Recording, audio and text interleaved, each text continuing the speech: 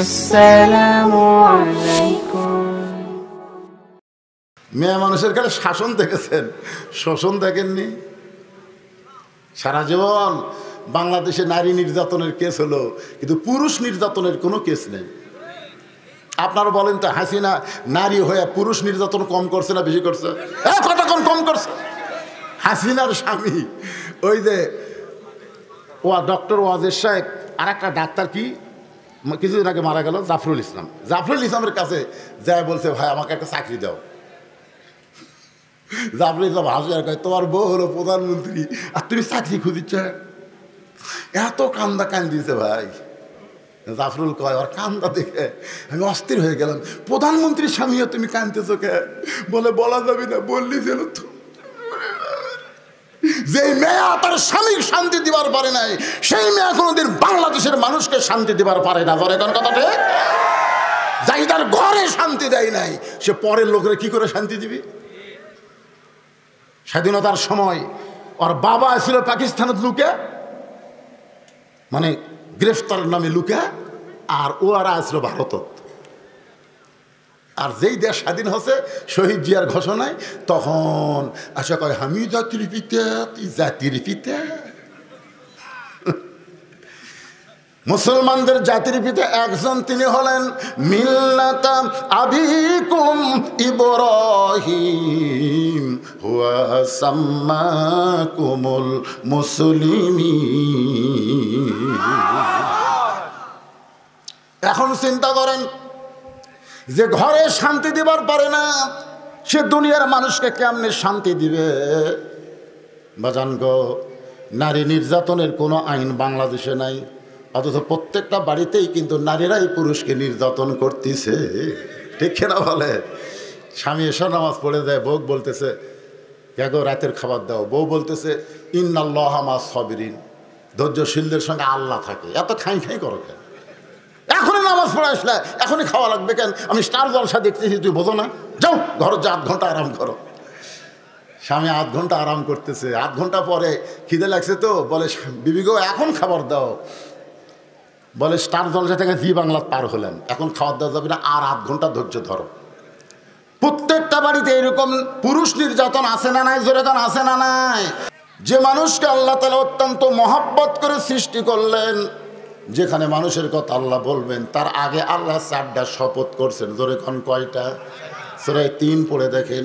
1 নম্বর শপথ হলো ওয়াত-তিন, 2 নম্বর হলো ওয়াজ-জাইতুন, 3 নম্বর অতুরে সিনিন, 4 নম্বর হলো ওয়াহাজাল বালাদিল আমিন। 4টা শপথ করার পরে আল্লাহ বললেন, লাকাদ খালাকনাল ইনসানা ফি আহসানি তাকবীর। কি বুঝলেন? মানুষকে সর্বোত্তম আকৃতি দিয়া আল্লাহ সৃষ্টি করেছে। বলেন সুবহানাল্লাহ। আজকে সূরা আসরের মধ্যে এই মানুষ সম্পর্কে আল্লাহ বলতেছেন ওয়াল আসর, আসরের শপথ, সময়ের শপথ করে আমি বলতেছি, ইন্নাল ইনসানা লাফি খুসর, নিশ্চয়ই মানুষগুলো ক্ষতির ভিতরে। আপনারা বলেন তো, যে আল্লাহ মানুষকে এত আদর করে তৈরি করলেন, সে আল্লাহ মানুষকে ক্ষতির মধ্যে ফালাতে চায়? জোরে কোন চায়? তাহলে সবাই একটু গজল গাবা। যুবকেরা তোমরা একটু গলা ছাড়া দিবা।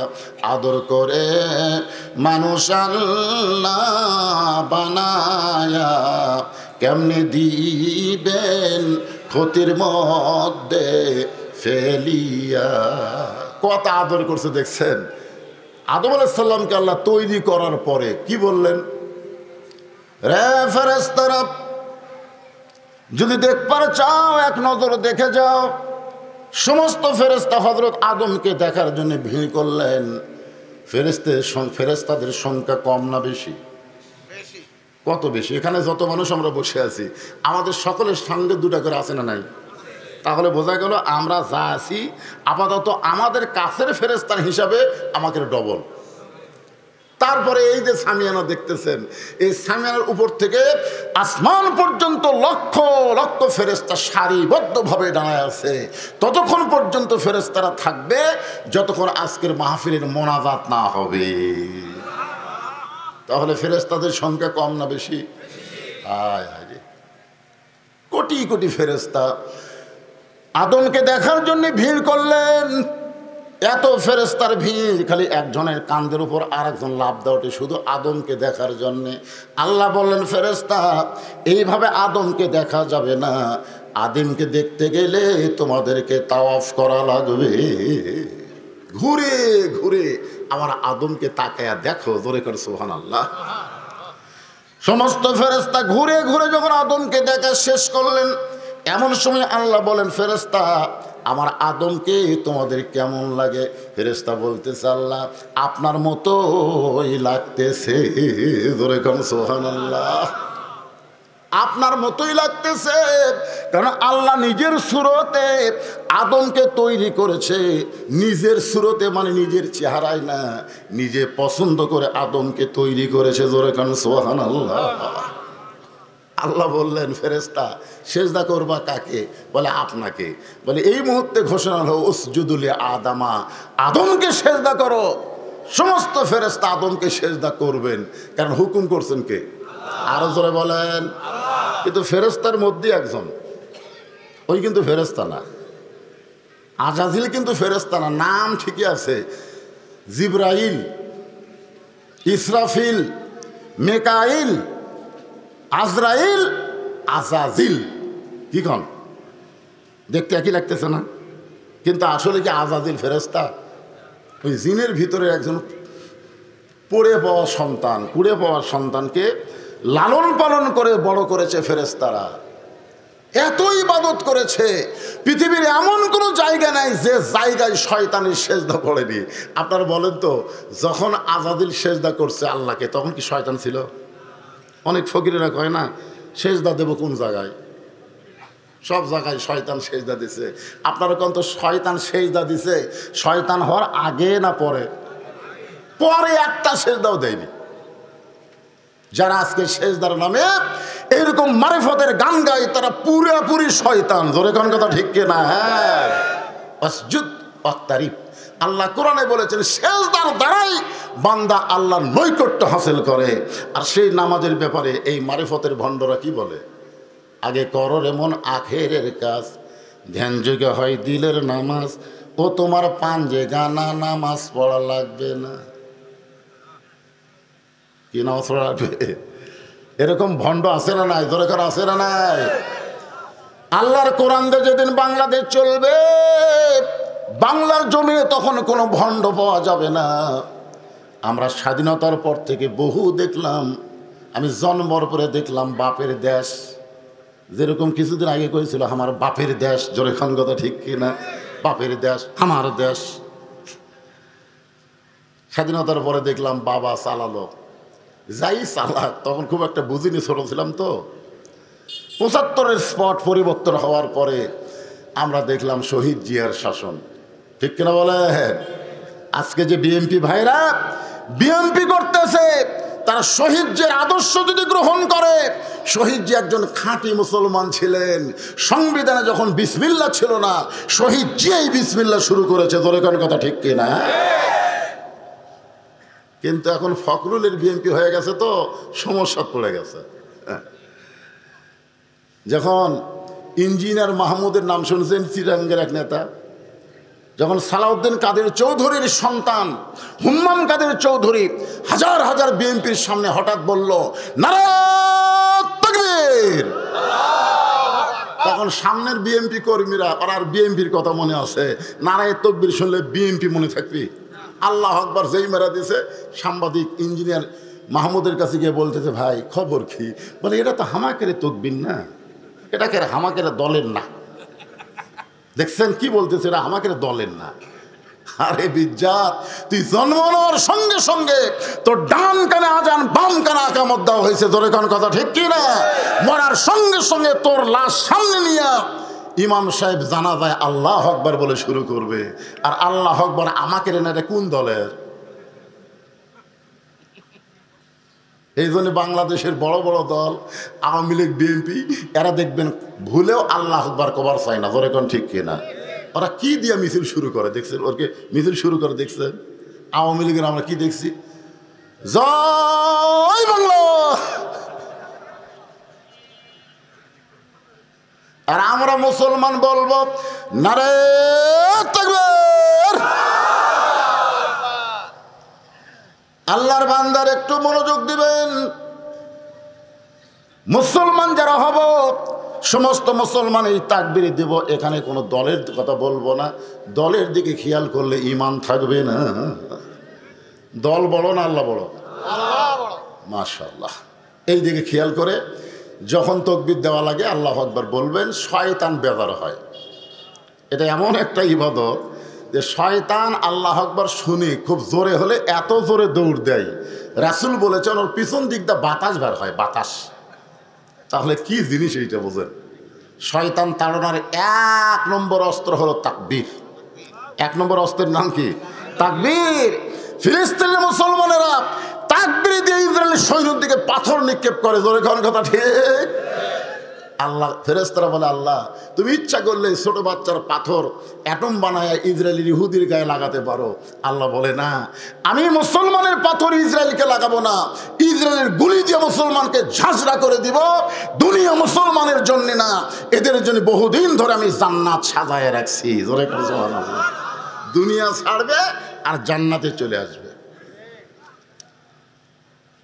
আদর করে মানুষ আল্লাহ বানায়া কেমনি দিবেন ক্ষতির মধ্যে ফেলিয়া। সবাই বলতেছেন না? সূরা আসরের তাফসীর শুনবার গেলে গজলটা একটু সুন্দর করে গাওয়া লাগবে। সবাই বলেন, আদর করে মানুষ আল্লাহ বানায়া কেমনি দিবেন জাহান্নামে ফেলিয়া। আল্লাহ মানুষকে এত ভালোবাসে যে ভালোবাসার কারণে বললেন, ইল্লাল্লাযীনা আমানু ওয়া আমিলুস সালিহাতি ওয়া তাওয়াসাউ বিল হাক্কি ওয়া তাওয়াসাউ বিস সবর। এখানে 4টা বিষয় ওয়াজ হবে। কয় বিষয়? হ্যাঁ, আপনারা 4টা বিষয়ের দিকে খেয়াল করবেন। খুব লম্বা ওয়াজ হবে না। আর এই যে ছেলে পেলে যে কিশোর গ্যাং, ওদের দুটো ঘুরতেছে, এরা যা নষ্ট হচ্ছে ভাই। দুনিয়ার কোনো ওষুধ দিয়ে এদেরকে ভালো করা যাবে না।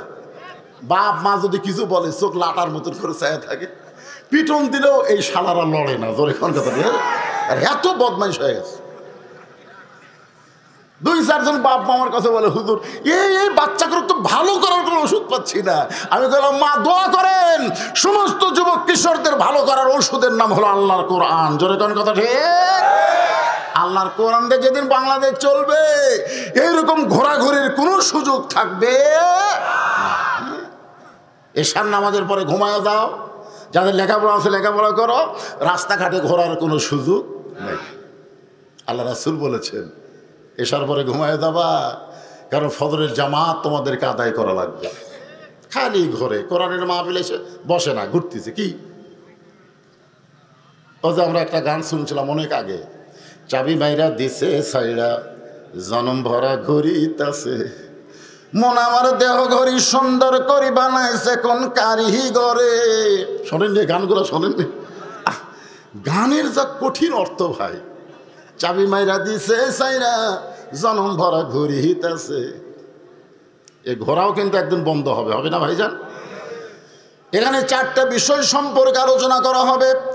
1 নম্বর বিষয়ের নাম হলো ঈমান। জোরে বলেন, 1 নম্বর বিষয় কি? 2 নম্বর বিষয় হলো ভালো আমল, সুন্দর আমল। আর 3 নম্বর বিষয় হলো হক কথা বলা, হক পথে চলা।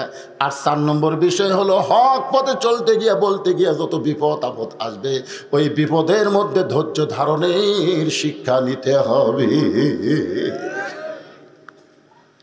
তো এখন শহীদ জিয়ার পরে আমরা দেখলাম চাচা এরশাদ চাচা। ধরে কোন চাচা?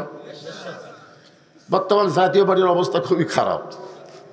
কেন্দ্রীয় অফিস আগুন দিয়ে পুড়ে দিছে। এরশাদ চাচার ভাই কি জিএম কাদের চৌধুরী খালি বলতে, তো আমি ভুল করেছি, আমি ইচ্ছা করে ভোটার দাঁড়াচ্ছি, আমার বুকত রাইফেল ধরেছিল। কি বলতে পাগলা রে। কারণ ছাত্র জনতা বলেছে শুধু আওয়ামী লীগকে নিষিদ্ধ করলে হবে না, আওয়ামী লীগের সহযোগিতার দল যত ছিল সব দলগুলোকে নিষিদ্ধ করা লাগবে। তোর এখন কথা লিখে না, ওর মাথা ঘুরে গেছে, পাগলার মাথা ঘুরে গেছে। 9 বছর চাচা আমাদের বাংলাদেশকে শাসন করেছে। সবাই আমরা বলি স্বৈরাচার। চাচার সময় আমরা 3টা জিনিস পাইছি। 1 নম্বর হলো রবিবার সরকারি ছুটি ছিল। রবিবার হলো হিন্দু খ্রিস্টানদের বড় দিন, রবিবার হলো খ্রিস্টানদের পবিত্র দিন। সেই পবিত্র দিনে ছুটি ছিল, কারণ বাংলাদেশ একসময় ইংরেজদের অধীনে ছিল। এখন ঠিক কিনা? তারপরে বাংলাদেশ আবার পাকিস্তানের অধীনে চলে গেল, তারপরেও বাংলাদেশ স্বাধীন হলো। কিন্তু ওই খ্রিস্টানকে রবিবার আর বাদ কেউ দিবার পারে না। এরশাদ চাচাই সর্বপ্রথম বলল মুসলমানদের জন্য খ্রিস্টানদের রবিবার ছুটি হবে না, মুসলমানের ভালো দিন বড় দিন হলো জুমার দিন। জোরে কোন কথা ঠিক কিনা? জুমার দিন হলো গরিবদের আনন্দের দিন, ঈদের দিন। তাই তিনি শুক্রবারকে সরকারি ছুটি ঘোষণা করলেন। আমেরিকা বলল এরশাদ সাহেব আমাদের রবিবারকে বাদ দিয়ে যদি মুসলমানের শুক্রবার দিন ছুটি ঘোষণা করেন আমাদের সাহায্য আমরা বন্ধ করে দেব। এরশাদ হাত তুলে বললেন তোমাদের সব সাহায্য বন্ধ হলেও আমার আল্লাহর সাহায্য চালু থাকবে। আপনারা বলেন স্বৈরাচারী হোক আর যাই হোক, এরশাদ চাচার 9 বছর সময়ে আমরা তো মজা মারছি ভাই। মজা মারেননি? সব জিনিসের দাম কম, মসজিদের কোনো কারেন্ট বিল দেওয়া লাগেনি, মাদ্রাসার কোনো কারেন্ট বিল এরশাদ চাচা নেয়নি। কামটা কি ভালো করছে না খারাপ করছে? কথা কন। 2 নম্বর হলো রাষ্ট্র ধর্ম ইসলাম ঘোষণা করেছে, ইসলামকে রাষ্ট্র ধর্ম ঘোষণা করেছে। এরশাদ চাচার 9 বছর পর আমরা আবার দেখলাম ভাবির শাসন। ভাবি বোঝেন না? বগুড়া জেলার ভাবির শাসন দেখলাম, তারপর আবার দেখলাম বেটির শাসন, তারপরে ভাবির শাসন, তারপরে ভোট পাক বা না পাক বেটি শাসন করছে। এ পর্যন্ত 54 বছর আমাদের দেখা শেষ।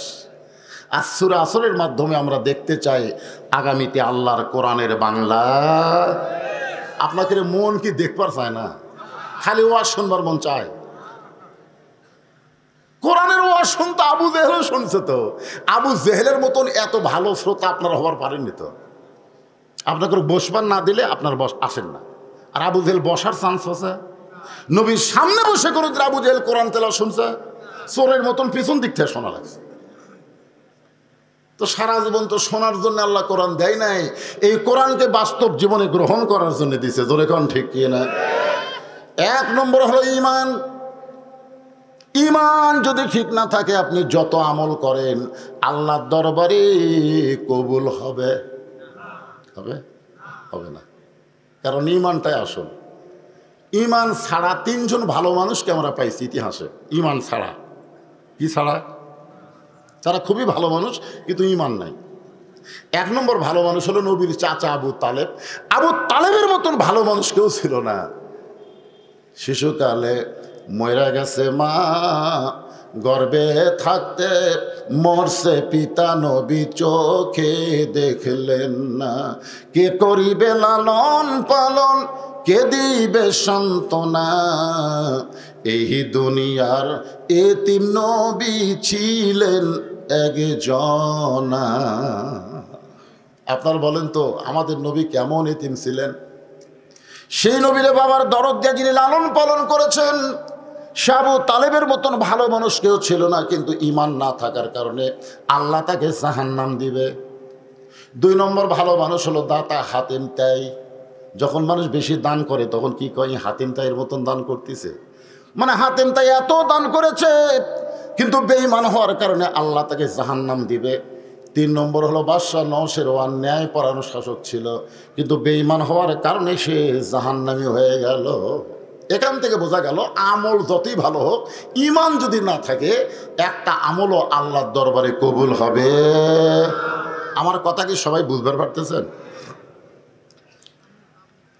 ইমানের মূল মন্ত্র সকলে পড়ি, লা ইলাহা ইল্লাল্লাহু মুহাম্মাদুর রাসূলুল্লাহ। আপনারা বলেন তো এটা কেমন মূল মন্ত্র? আল্লাহ রাসূল বলেছেন কোন ব্যক্তি সারা জীবন যদি পাপ করে, করুক না, সারা জীবন যদি পাপ করে আর মৃত্যুর সময় এই কলেমা কইতে কইতে যদি মারা যায়, শুধু কলেমা মুখে জারি থাকার কারণে আল্লাহ তার জীবনের সব গুনাহ মাফ করে দেয়। আপনার সেই কলেমা পড়তে আপত্তি করতেছেন? তাহলে আমার সঙ্গে সকলে জবান খোলে লা ইলাহা ইল্লাল্লাহু মুহাম্মাদুর রাসূলুল্লাহ। সাহাবারা জিজ্ঞাসা করলেন মা হুয়াল ঈমান ইয়া রাসূলুল্লাহ, ওগো আল্লাহর নবী, ঈমান সম্পর্কে আমাদেরকে একটু বলেন। আল্লাহ রাসূল বললেন ইকরার বিল লিসান, তাসদিক বিল জানান, আমল বিল আরকান, এরই নাম হলো ঈমান। জবানে বলতে হবে লা ইলাহা ইল্লাল্লাহ, শুধু মুখে বললে হবে না বাজান, এটা কলিজার মধ্যে জায়গা দেওয়া লাগবে। কলিজার মধ্যে যখন ঈমানের জায়গা হবে তখন বাতিলকে সে ভয় করবে না, ভয় করবে কাকে? আমরা 15.5 বছর কাক ভয় করছি? আল্লাহ। আপনারা বলেন তো, 5ই আগস্টে বাংলাদেশে 400 কোটি টাকার মূর্তি বানাচ্ছিল ওর বাপের জন্য, ওর বাপের চেহারায় 400 কোটি টাকা দিয়ে রাস্তার মোড়ে মোড়ে মূর্তি বানাইছিল হাসিনা। 5ই আগস্টে সেই মূর্তিগুলো আর আছে? কথা বলে আর আছে? কিরে এত টাকা দিয়ে যে মূর্তি বানালো, সেই মূর্তির মাথার উপর একজন উঠছে, দেখছেন ভিডিও, মাথার উপর উঠছে, মারতেছে লাগতি। আপনারা বলেন তো, পেশাব করছে, বহু কিছু করছে, যাই হোক, একটা লোক সামনে দাঁড়াছে, কতক্ষণ একটা লোক সামনে দাঁড়াছে। হাসিনার হুঁশ করা দরকার যে তোমার বাবা যখন দুনিয়া থেকে বিদায় নিল, তুমি আফসোস করে বলো 32 নম্বর বাড়িতে আমার বাবার লাশ পড়েছিল, একটা আওয়ামী লীগের সামসে সেদিন বাবার লাশের কাছে আসে নাই। তোমার বাবাকে রাতের অন্ধকারে গোপনে জানাজা করে দাফন করা হয়েছে। তুমি এমন কি হলে যে দেশে 12,000 টাকার কষ্টে একটা মা তার সন্তানকে বিক্রি করে, সেই দেশের 400 কোটি টাকা দিয়ে তুমি মূর্তি বানাইছে? তুমি বুঝবার পারো নাই বাংলাদেশের মানুষ একবার যদি ঈমানের তেজ পায় তাহলে তোমার বাবার শুধু মূর্তি না, তাদের অন্তরের মূর্তিটাও ভেঙ্গে চুরমার করবে ঈমান দিয়া। ধরে কোন কথা ঠিক কিনা?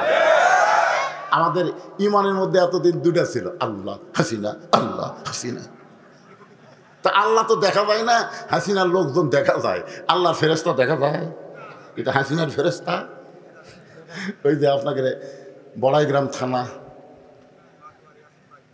সব শালারাই হলো হাসিনার ফেরেশতা।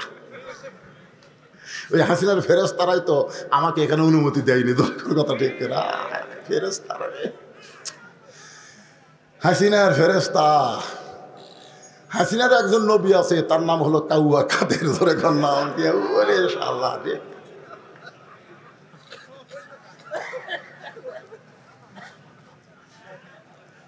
একটু মনোযোগ দেবেন।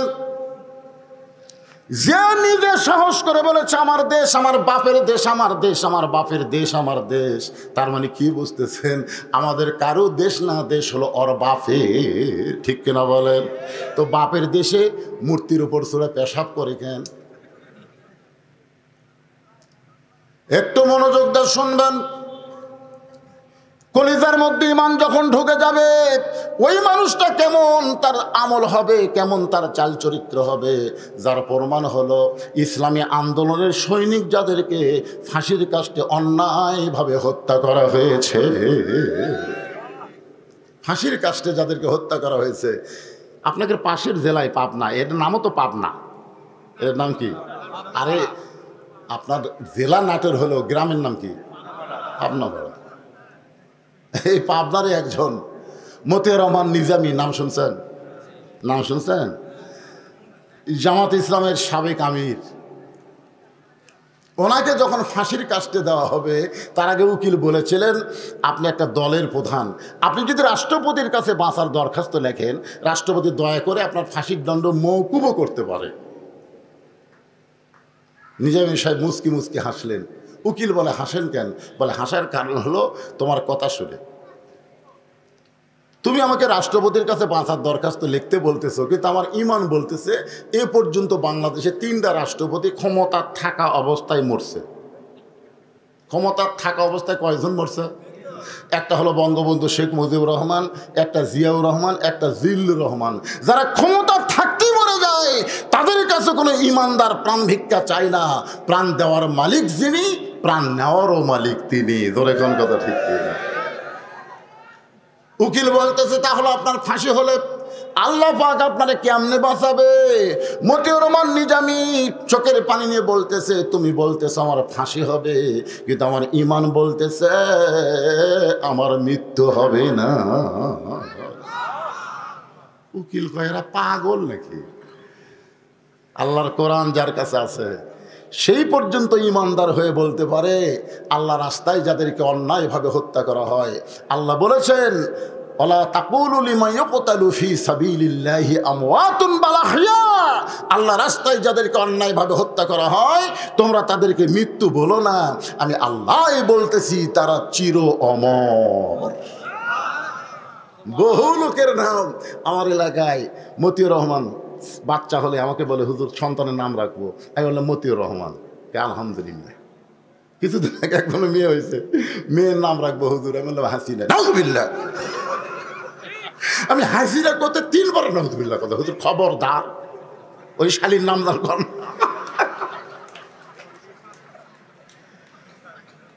মুজাহিদের নাম রাখতে চায়, নিজামীর নাম রাখতে চায়, আল্লামা সাইদি হুজুরের নামে নাম রাখতে চাই।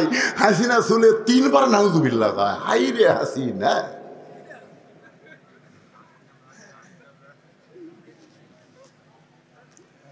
তার মানে বোঝা গেল মরে নাই, এখন পর্যন্ত মানুষের অন্তর দখল করে আছে চির অমর হয়ে। তাসদিক বিল জানান, আমল বিল আরকান। ঈমান অনুযায়ী আমল করতে হবে। ঈমান অনুযায়ী যদি আমল করতে চান আপনারা বলেন তো ঈমানদারের 1 নম্বর আমলের নাম কি? আপনারা কবার পারতেছেন না। ঈমানদারের বহু আমল আছে, আছে না নাই? কিন্তু 1 নম্বর আমলের নাম কি? আরো জোরে, জোরসে বলেন। জোর হলো না? এখানে সহি কথা, আসল কথা। লা সালাতা লা ঈমানা। তুমি যতই হজ করো, যাকাত দাও, এটা সেটা বহু কিছু করো, কাম হবে না যদি নামাজ না থাকে। যার নামাজ নাই তার ঈমান নাই। এখন কারা কারা মাগরিব এশার নামাজ পড়েননি? ওয়াজ শুনতেছেন? নামাজ না পড়ে যারা ওয়াজ শোনে এরা আবু জেহেল চাইতে 1 ইঞ্চি খারাপ বেশি। এখন কারা কারা মাগরিব এশা পড়েননি চিন্তা করেন তো আপনাদের কি অবস্থা। আরে মাথার পাগড়ি পরে নামাজ পড়লে 70 গুণ সওয়াব। ওই সেদিন থেকে পাগড়ি পরে নামাজ পড়ে, সেদিন থেকেই মসজিদে যায় পাগড়ি পরে নামাজ পড়ে। কিন্তু একদিন মসজিদে যায় দেখে পাগড়ি আনে নেই। চিন্তা করে জামাতে নামাজ পড়লে 27 গুণ আর পাগড়ি মাথার দিলে 70 গুণ। ইচ্ছা করে জামাত থরক করছে। নামাজ পড়ে সবাই যখন বাড়িতে গেছে ওই 1 টানে লুঙ্গি খুলে একেবারে লম্বা করে পাগড়ি মাথার বাঁধিছে। বান্দার উপর থেকে শেষ দাঁত গেছে। এক মুসলিম মসজিদের মধ্যে ঢুকে সর্বনাশ, ন্যাংটা হয়ে শেষ দাঁত আছে, পাছায় মারছে থাবা। লাভ ধরে কয় আমারে মারলো কেন ভাই? বলে মারার কারণ হলো তো লুঙ্গি। বলে তোমার চোখ নাই, লুঙ্গি আমার মাথায়। আরে পাগল, পরের লুঙ্গি মাথায় কেন? বলে সওয়াবের আশায়। পাগড়ি ভরে নামাজ পড়লে 70 গুণ সওয়াব হয়, তুমি জানো না? আরে পাগলা, লুঙ্গি থাকলে তো পাগড়ির দাম আছে, তো লুঙ্গি নেই। লুঙ্গি পরা হলো ফরজ, পাগড়ি পরা হলো সুন্নাত। আজকে মাগরিবের শান নামাজ হলো ফরজ আর ওয়াজ শোনা হলো সুন্নাত কিংবা নফল, তার বেশি হতে পারে না। জোরে কোন কথা ঠিক কি না? তাহলে এশার নামাজ বাদ দিয়া যারা ওয়াজ শুনতেছে তারা লুঙ্গি খুলিয়া মাথায় পাগড়ি পরিছে। সবাই আমার সঙ্গে একটু বলেন, এশার নামাজ বাদ দিয়া যারা, এশার নামাজ বাদ দিয়া যারা ওয়াজ শুনতেছে তারা লুঙ্গি খুলিয়া মাথায় পাগড়ি পরেছে। কিন্তু এই মুহূর্তে যদি তওবা করে হুজুর বুঝি নাই, বুঝতে পারি নাই, যার কারণে নামাজের গুরুত্ব কমিয়ে দিয়েছি হুজুর, এই মুহূর্ত থেকে নিয়ত করলাম ফজর থেকে বাকি জীবনে একটা নামাজও বাদ দিব না। আল্লাহ বলে বান্দারে তোর নিয়ত করার সঙ্গে সঙ্গে যত নামাজ না পড়ার পাপ হয়েছে আমি আল্লাহ সব মাফ করে দিলাম। তাহলে নিয়ত কি করা যায়? ঈমানকে রক্ষা করার জন্য 1 নম্বর আমল হলো নামাজ। বাইনাল আব্দু ওয়াল কুফরি তরকুস সালাত, বান্দা কাফেরের মধ্যে পৃথক করার জিনিসটার নামই হলো নামাজ। আপনাদের মসজিদের উদ্যোগে মাহফিল, মসজিদের সম্পর্ক নামাজের সাথে, জোরে কোন ঠিক কি না? সুন্দর করে মসজিদ বানায় লাভ নাই। যদি সুন্দর মানুষ করবার চান তাহলে মসজিদের ভিতরে মুসল্লির উন্নয়ন করা লাগবে। মসজিদের উন্নয়ন করে কি হবে? টাইসলা মসজিদ, আসরে নামাজ পড়তে গিয়ে দেখি ধুলে, গোটা মসজিদে ধুলে। লোকদের দিকে মসজিদকে বললাম, ক্যারে ভাই এত ধুলে কেন, ঝাড় দিস না? লাভ কি হুজুর, আজান দিয়ে একামত দিয়ে কেউ আসে না। এই দেখেন গামছা দুই বাড়ি বাড়ি পরিষ্কার করে আল্লাহ আকবার নামাজ পড়ি। দেখেন হুজুর আমার জায়গা ধুলে নেই, আমি একলাতে পড়ি, খামাখা গোটা ঝাড় দিয়ে কী করব? আমি বললাম এত সুন্দর মসজিদ, এত বড় মসজিদ, তাই বলে কি মানুষ নামাজ পড়ে না? বলে হুজুর জুমার দিনে ফজর নামাজ পড়ে ঝাড় দেই, কারণ একটা দিন ছাড়া কোনো মুসল্লি মসজিদে আসে না। আল্লাহর বান্দার মনে রাখবেন, যার নামাজ নাই, মান তারাকা সালাতু মুতাম্মিদান ফাকাত কাফারা, ইচ্ছা করে এক ওয়াক্ত নামাজ যারা বাদ দিল আল্লাহর সঙ্গে তারা কুফরি করলো। এই জন্য ইমানকে রক্ষা করার জন্য 1 নম্বর আমলের নাম হলো, সবাই জোরে বলেন নাম কি? যদি কেউ নামাজ আদায় করে 5 ওয়াক্ত, ওই ছেলে কোনোদিন মেসির সাপোর্টার হবে না, নেইমারের সাপোর্টার হবে না, কারণ তার নামাজই তাকে বলবে ইন্নাস সালাতা তানহা আনিল ফাহশাই ওয়াল মুনকার। আমাদের যুবকদেরকে যদি ভালো করতে চান, ওই কিশোর গ্যাং যারা ঘুরতেছে তাদেরকে যদি ভালো করতে চান, তাহলে 1 নম্বর আমলের নাম হলো নামাজ। কথা কয় না, কথা কয় না। 7 বছর পর্যন্ত নামাজের তালিম দিবেন। 7 বছর, কয় বছর? 7 বছরের পর 10 বছর যেই হবে, ঘাড় ধরে মসজিদে নিয়ে যাওয়া লাগবে, ঘাড় ধরে। এই শালা করে যদি ঘাড় ধরে মসজিদে নিয়ে যান, ওরা খারাপ হবে? কতক্ষণ খারাপ হবে? কে বলতেছে? আল্লাহর কোরআন বলতেছে ইন্নাস সালাতা তানহা আনিল ফাহশাই ওয়াল মুনকার। র‍্যাব পারে না, পুলিশ পারে না, আর্মি পারে না, একমাত্র নামাজই পারে মানুষকে যাবতীয় খারাপি থেকে বাঁচায় দিতে। তা আপনি কি চান না আপনার ছেলেগুলো ভালো হোক? কথা কন না কেন, চান কি না চান? তাহলে ইমানের পরে 1 নম্বর আমল হলো নামাজ। আপনার ছেলের নামাজ ধরান। পুরুষের জন্য 1 নম্বর হলো নামাজ, আর নারীদের জন্য 1 নম্বর কিন্তু নামাজ না। আমার যেগুলো মা বোনেরা পর্দার অন্তরে আছে তাদের জন্য বলতেছি, মা আমরা যারা পুরুষ আমাদের জন্য 1 নম্বর নেক আমল হলো কি? আর নারীদের জন্য 1 নম্বর নেক আমলের নাম হলো পর্দা। পুরুষের জন্য 1 নম্বরের নাম কি? সবাই বলেন, পুরুষের জন্য 1 নম্বরের নাম কি? আর নারীদের জন্য 1 নম্বর নেক আমল হলো পর্দা। ওয়া আমিলুস সালিহার উপর আলোচনা করতেছি। আমার মায়েদের জন্য যতই নামাজ পড়েন, রোজা করেন, কোনো লাভ হবে না নারীদের যদি পর্দা না থাকে। জোরে কোন ঠিক কি না? এখন মায়েদের কেমন পর্দা হওয়া লাগবে? আপনারা একটা মেয়ের নাম প্রতি জুমার দিনে সানি খুতবায় শোনেন, দেখবেন ইমাম সাহেব বলে, কিন্তু আপনাদের মসজিদে বলে না জুমার দিন সানি খুতবা, প্রথম খুতবাত না, পরের খুতবাত বলে সাইয়্যিদাতুন নিসায়ে আহলেল জান্নাহ ফাতেমাতুজ জোহরা রাদিয়াল্লাহু তাআলা আনহা। আচ্ছা আপনারা বলেন তো, সাইয়্যিদাতুন নিসায়ে আহলেল জান্নাহ, রাসূল পর্যন্ত ফাতেমাকে বলেছে, ফাতেমা তুমি কখনোই মনে করবা না যে তোমার বাপ আল্লাহর নবী বলে আল্লাহ তোমাকে জান্নাত দিবে, এটা কখনোই মনে করবা না। আমি হাসরের ময়দানে আমি তোমার কিছুই করতে পারবো না। তুমি বলবা আমার বাবা বিশ্ব নবী, এইটা বললে আল্লাহ তোমাকে ছাড়বে না। ফাতেমা চমকে বলে, বাবা তাহলে কি করলে আল্লাহ আমাকে মাফ করবে? রাসূল বলেন, ফাতেমা জান্নাতে যদি যাবার চাও তাহলে জান্নাতের আমল করে জান্নাতে যেতে হবে। সঙ্গে সঙ্গে ফাতেমা থরথর করে কাঁপতেছে। মনে করেছিল আমি বিশ্বনবীর কন্যা, বাবার দিকে তাকায় হয়তো আল্লাহ আমাকে মাফ করতে পারে, কিন্তু আমার বাবাই যখন বলতেছে জান্নাতের আমল করে জান্নাতে যাওয়া লাগবে। ফাতেমা বললেন, বাবা মেয়েদের জান্নাতের আমল কি বলবেন? রাসূল বলেন, 1 নম্বর হলো পর্দা। আমার মায়েরা যারা পর্দার অন্তরে শোনেন, মা ফাতেমা কেমন পর্দানিশী ছিলেন তাহলে বুঝতে পারবেন। কতগুলো মেয়ে মানুষ ফাতেমার দরজার সামনে দাঁড়িয়ে আছে। ফাতেমা যে বাড়ি আমি নিজের চোখে দেখে আইছি মদিনায়, মা ফাতেমার বাড়ি, সুবহানাল্লাহ বলেন। যে দরজা দিয়ে নবী ফাতেমার বাড়িতে ঢুকতো, ওই দরজা পর্যন্ত গিয়ে আল্লাহকে বললাম, আল্লাহ রাসূলকে দেখি নাই, কিন্তু যে দরজা দিয়ে রাসূল ফাতেমার বাড়িতে যাওয়া আসা করতো, সে দরজা তো দেখার সৌভাগ্য পাইছি। জোরে করে সুবহানাল্লাহ। কিছুই নাই, একটা কূপ। ফাতেমার তেমন কিছু নাই রে বাজান। সেই ফাতেমার বাড়ির দরজায় কতকগুলা মেয়ে মানুষ দাঁড়িয়ে আছে। কতকগুলো মেয়ে মানুষ দাঁড়ানোর কারণ হলো তারা ফাতেমার সঙ্গে দেখা করবে, ফাতেমার কাছ থেকে জান্নাতি আমল শিক্ষা গ্রহণ করবে, কিন্তু বাড়ির দরজা বন্ধ। এমন সময় মেয়েরা দেখতে পায় ছোট্ট একটা বাচ্চা দরজার সামনে দৌড়াদৌড়ি করতেছে। মেয়েদের মধ্যে একজন ওই বাচ্চাকে ডাক দিল, বাবু একটু আমার কাছে আসো তো। ওই বাচ্চাটা যখন মেয়েদের কাছে গেছে, বলে তোমার নাম কি? বলে আমার নাম হলো হোসাইন ইবনে আলী।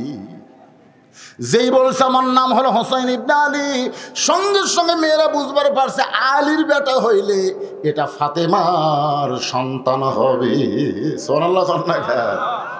আমার নাম হলো হোসাইন ইবনে আলী। মেয়েরা বলতেছে, বাবা বুঝতে পারছি, তাহলে তোমার মায়ের নাম কি? বলে আমার মায়ের নাম হলো ফাতেমা, আমার নানার নাম হলো মুহাম্মাদুর রাসূলুল্লাহ। সকলে বলেন সাল্লাল্লাহু আলাইহি ওয়াসাল্লাম। মেয়েরা মাথায় হাত দিয়ে বলে, বাবা তোমার মা যদি ফাতেমা হয়, আমরা তোমার মায়ের সঙ্গে দেখা করার জন্য দরজায় দাঁড়িয়ে আছি, তুমি একটু ভিতরে গিয়া আমাদের কথা বলে তোমার মাকে একটু দরজা খুলতে বলো। হোসেন বলতেছে, আপনাদের কোনো টেনশন নাই, আমি যাচ্ছি।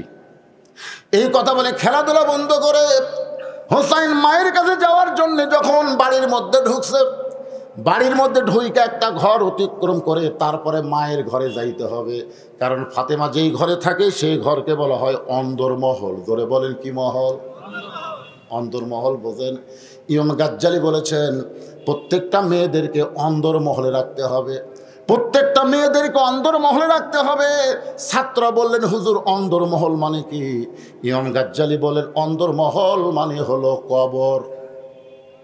ছাত্ররা চমকে বলে, হুজুর মেয়েদেরকে কবরে রাখতে হবে? ইমাম গাজ্জালি বললেন, পাগল, উল্টা বোঝো কেন? যে সমস্ত পুরুষ মানুষ একজন মেয়ে মানুষ মরলে স্পর্শ করতে পারবে না, তারা অন্দরমহলে ঢুকতে পারবে না।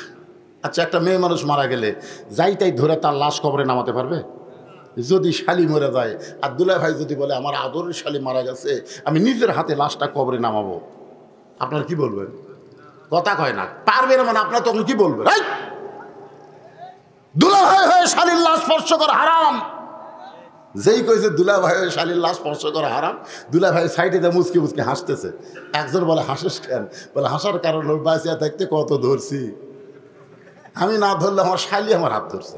দুলা ভাই 500 টাকা না দিলে হাত ছাড়বো না, 500 টাকা না দিলে হাত ছাড়বো না। যে শালি আমার হাতের থেকে জোর করে টেক্কা খোসাইলিয়ে গেছে আর সেই শালি মরছে, আর হাত দেওয়াই হারাম। বাংলাদেশ হারাম কখন হয়? বাঁচলে হয় না মরলে হয়।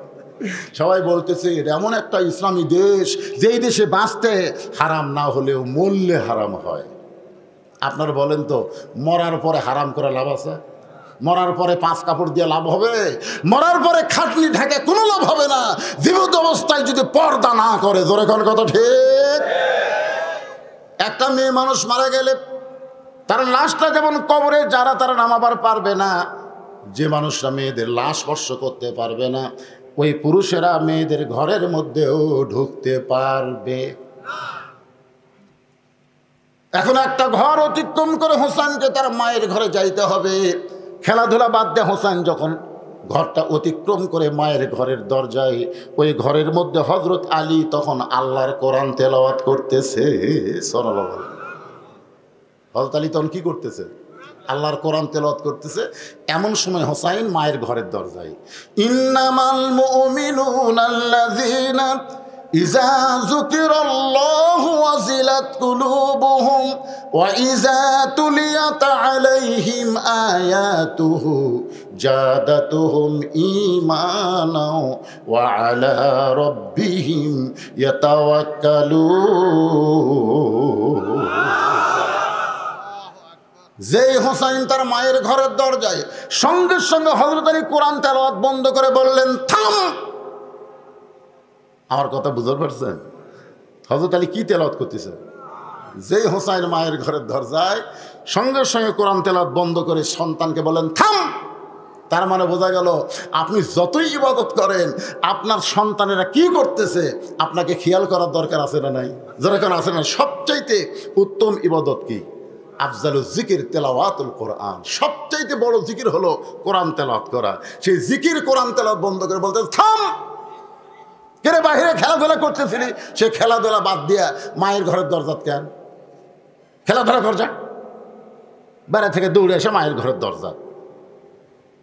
হোসেন বলতেছে বাবা, মায়ের ঘরে দরজায় দাঁড়ানোর কারণ হলো কতকগুলো মেয়ে মানুষ বাড়ির দরজায় দাঁড়িয়ে আছে, তারা আমার মায়ের সঙ্গে দেখা করতে চায়।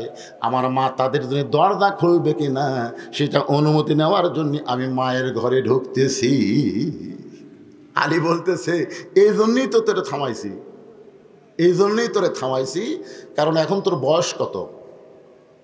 হোসেন বলতেছে বাবা আমার বয়স কত আপনি ভালো জানেন। বলে সেই জন্যই তো তোরে থামাইছি রে পাগলা, কারণ এই মুহূর্তে তোর যে বয়স, এই বয়সে যখন তখন মায়ের ঘরে ঢুকতে পারবি না। মায়ের ঘরে ঢুকতে গেলে আগে তোকে মায়ের অনুমতি নেওয়া লাগবে, যে মা আমি হোসাইন তোমার ঘরে ঢুকতে চাই। মা যদি বলে বাবা এখন কাপড় টুপড় ঠিক নেই, তুই একটু পরে ঢোক, তোর মা যখন ঢুকতে বলবে তখন ঢোকা লাগবে। কারণ এই মুহূর্তে তোর বয়স 4 বছরের বেশি, আর 4 বছরের বেশি বয়সের বাচ্চা যখন তখন মায়ের ঘরে ঢুকতে পারবে না, কারণ মায়ের সবগুলো বিষয় সম্পর্কে 4 বছরে তার জানা। ধরে এখন ঠিক কিনা? এই জন্য আল্লাহ রাসূল বলেছে 2 বছর যে বাচ্চার বয়স হবে, এই বাচ্চা যদি চেতন থাকে ঘরের ভিতর, তুমি খবরদার তোমার বউ যেন আদর করো না। কয় বছর? দেখছেন, আমার হালাল বউ আদর করা যাবি না যদি আমার 2 বছরের বেটা চেতন থাকে। কারণ যদি আদর করেন ওই বাইরে আসা বলতে পারে আব্বা তাই মাস্ক চাপে ধরছিল রে, বলতে পারে, কারণ এই ব্রেনার হয়ে গেছে অন্তত বাইরে আসা পর্যন্ত। তারপরে 2-4 দা ফাটলে আর মনে থাকবি না, কিন্তু এই পর্যন্ত মনে থাকতে পারে। সতর্ক, এরই নাম হলো ইসলাম। ধরে কেন সুবহানাল্লাহ। নিজের জন্ম দেওয়া ছেলে 2 বছর বাচ্চার সামনে হালাল বউকে আদর করা যায় না, এরই নাম হলো ইসলাম। আর আমাদের বাংলাদেশের 14ই ফেব্রুয়ারির নামে ভ্যালেন্টাইন ডে, বেশ্যা দিবস পালন হচ্ছে। ধরে কোন ঠিক না? আগামীতে এই বাংলাদেশে আর 14ই ফেব্রুয়ারি পালন করা যাবে। আপনাকে লালপুরে তো একটা বেশ্যাখানা বানাতেন, কি বানাচ্ছেন? Green valley. শালা আমাকে এলাকার ছেলে মেয়ে সব এখানে আসে, জোড়া জোড়া। এগুলো একটাও থাকবে না। ধরে কোন ঠিক কিনা? যদি আপনারা করতে চান পর্দার ভিতর দিয়ে করা লাগবে। মেয়েরা মেয়েদের দিকে যাবে, ছেলেরা ছেলের দিকে যাবে, ছেলে মেয়ে একসঙ্গে চলবে। দেখছেন, নিজের 2 বছর বাচ্চার সামনে নিজের হালাল বউকে আদর করার সুযোগ ইসলাম দেয় নাই। সন্তান যখন ঘুমায় যাবে, কিন্তু তোমার যদি ধৈর্য না ধরে তোমার সন্তানকে তোমার সন্তানের দাদির কাছে দিয়ে আসো। মা 1 ঘন্টার জন্য আমার বেটা ধরতো, আমি একটু খেলবার চাই। হাসতেছে। আল্লাহ কোরআনে বলেছেন হুন্না লিবাসুল্লাকুম ও আনতুম লিবাসুল্লাহুন্না। আয়াতের তাফসীর পড়েন, একটু মনোযোগ দিয়ে শুনবেন। হোসেনের বয়স হলো 4 বছরের বেশি। ছেলে যখন একটু বড় হবে যখন তখন মায়ের ঘরে ঢুকতে পারবে না। আবার মেয়ে যখন একটু বড় হবে যখন তখন বাবাও তার মেয়ের ঘরে ঢুকতে পারবে না। আমাকে আল্লাহ 3টা মেয়ে দিছে। কয়টা?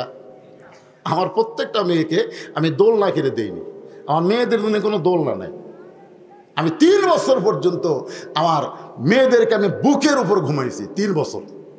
মেয়েরা যেন বলতে না পারে যে মেয়ে হওয়ার কারণে বাবা আমাকে দেখবার পারেনি, এটা যেন বলবার না পারে। এত আদর করে করে আমার 3টা মেয়েকে আমি বড় করলাম। সেই মেয়েরা এখন বড় হওয়ার পর আমার কাছে আর কিছুই চায় না। ওদের যা দরকার হয় মায়ের কাছে চাই। মা আব্বুকে বলো তো আমাকে টাকার দরকার। তা আমি একদিন এই তোর মায়ের কাছে কোষ কেন আমাকে বলবো না। আমি ঘরের মধ্যে নিয়ে বললাম কত লাগবে তোর? এই তোর কয় টাকা লাগবে? বলতেছে আপনি যা দিবেন, আপনি যা দিবেন। তখন বুঝতে পারলাম বাপকে একটু বড় হওয়ার পরে মেয়েরা খুব ভয় করে। ধরে কোন ঠিক কিনা?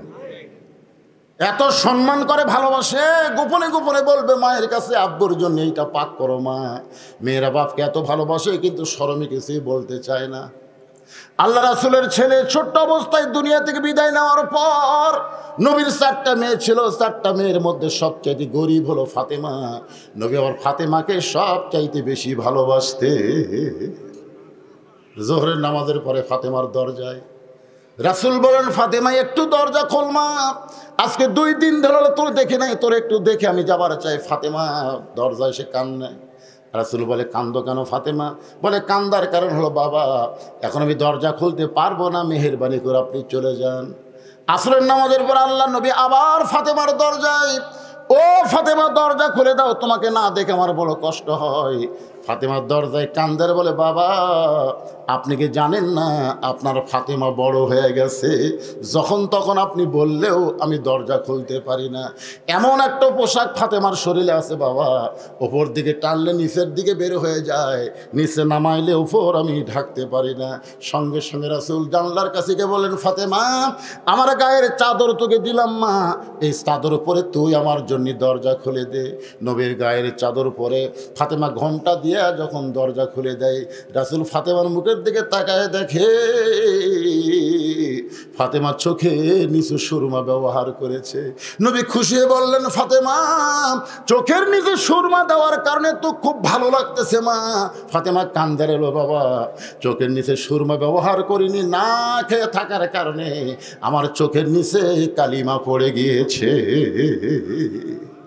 আল্লাহ রাসূল বললেন, ফাতেমা এই কষ্ট থেকে যদি শান্তি পাবার চাস তাহলে 33 বার সুবহানাল্লাহ, 33 বার আলহামদুলিল্লাহ, 34 বার আল্লাহু আকবার আমল কর। দুনিয়া কষ্ট হবে, আল্লাহ তোর জন্য জান্নাতকে সাজায় রাখবে। এখান থেকে আপনারা কি বুঝলেন? বাবা মেয়ে যখন বড় হবে নিজের ইচ্ছা মতো চলতে পারবে না, ঢুকতে পারবে না, মেয়ে যদি দরজা খুলে না দেয়। আলী বলতেছে, হোসাইন এখন তোমার বয়স হলো 4 বছরের বেশি, যখন তখন তুমি দৌড়ে এসে মায়ের ঘরে ঢুকতে পারবা না, বরং আমার কাছে আসো। যেই হোসাইন হযরত আলীর কাছে, আলী বলতেছে, ধরো কোরআন, এই কোরআনটা ধরো। সঙ্গে সঙ্গে হোসাইন 2খানা হাত বাড়ায় দিয়েছে, দেন। জোরে খান সুবহানাল্লাহ। বাবা যখন তার ছেলেকে বলতেছে কোরআন ধর, সঙ্গে সঙ্গে হোসেন বলতেছে দেন। হযরত আলী আল্লাহর শুকর আদায় করে বলতেছে, আল্লাহ ভাগ্য গুণে এমন একটা সন্তান পাইছি জন্মসূত্রে পবিত্র হয়ে জন্ম নিয়েছে। সুবহানাল্লাহ কন্যা কি ধরবার করছে, আকডম বাগডম, আকডম বাগডম। আমাদের গুলা দেখেন তো, খাড়া হয়ে পেশাব করে। এক মা আমার কয়, হুজুর আমার ছেলে 4 বছর বয়স হয়ে গেল, বসে পেশাব করে না, বহু চেষ্টা করলাম বসে না, পিঠে যদি বসায় যেই পেশাব শুরু হয় খাপ করে না। আমি বললাম, কি মা এরকম হওয়ার কারণ কি? তোমার বাচ্চা কি নর্মালি হচ্ছে না সিজার করে? বলে, হুজুর এইটা কেন শুনতেছেন? আমি না, একটু শোনা দরকার, তুমি সত্যি করে বলো তো এটা কি নর্মালি হচ্ছে না সিজার করে? সিজার করে হচ্ছে। এই জন্যই তো সিজার করা বাচ্চা যারা জন্মের সময় অস্থির করে, তাদেরকে দুনিয়াতে বের করে এমনভাবে একটা ঘুরান দেয়, ওই ঘুরানি তাদের মাথার ব্রেনটা ঘুরে গিয়ে অস্থির হয়ে যায়। একটু খেয়াল করবেন। হোসেনের হাতে হযরত আলী কোরআন শরীফ দিয়ে বলতেছে, হোসেন তুমি আল্লাহর কোরআনের সঙ্গে সম্পর্ক করো। প্রত্যেকটা বাবা তার সন্তানকে কোনো শিক্ষা না দেয়া সর্বপ্রথম যে শিক্ষা দিবে সেই শিক্ষার নাম হলো আল্লাহর কোরআন। জোরে বলেন, নাম কি? কোরআনের সঙ্গে শিক্ষা যদি দিবার চান তাহলে আপনার সন্তান কেমনে পেশাব করা লাগবে এই শিক্ষাটাও কিন্তু আপনাকে দেওয়া লাগবে। জোরে কোন ঠিক কি না? যদি আপনি দিবার না পারেন তাহলে একটা হাফেজি মাদ্রাসায় ভর্তি করে দিবেন। ওই যে কতগুলো উঠছে দেখেন, এই দেখেন, বলতে বলতেই দৃষ্টান্ত দেওয়ার জন্য আপনারা তাকায় দেখেন, বাপ মা আর পারতেছে না, ওদেরকে পাঠাইছে হুজুরের কাছে, হুজুর আমার সন্তানকে একটু সাইজ করে দেন। 7 বছরের বাচ্চা আমার মাদ্রাসায় ভর্তি করে দিয়ে গেছে। ভর্তি করার পরে হুজুর নিয়ে গেছে মাদ্রাসা, যে ওয়াজ করলো আমার আগে উনি হচ্ছে আমার মাদ্রাসার মহতামি, মাদ্রাসা পেশাব খানাত নিয়ে গেছে। তাই আমি বললাম, হুজুর পেশাব খানাত কেন? কারণ বাপ ভর্তি করে দিয়ে গেল, হুজুর তাকে পেশাব করা শেখান লাগবে, তারপরে আরবি কায়দার হাতত দেওয়া যাবে। কায়দার মধ্যে 2-1টা শব্দ কোরআনের আছে না নাই? এই জন্য হুজুর আগে পেশাব করা শিখুক, তারপরে ওযু করা শিখুক, তারপরে লেখাপড়া, তারপরে লেখাপড়া আগে। কারণ লা ইয়ামাসসুহু ইল্লাল মুতাহহারুন, ততক্ষণ পর্যন্ত পর্যন্ত আল্লাহর কোরআন স্পর্শ করা যাবে না যতক্ষণ তুমি পবিত্র না হবা। জোরে কোন কথা ঠিক?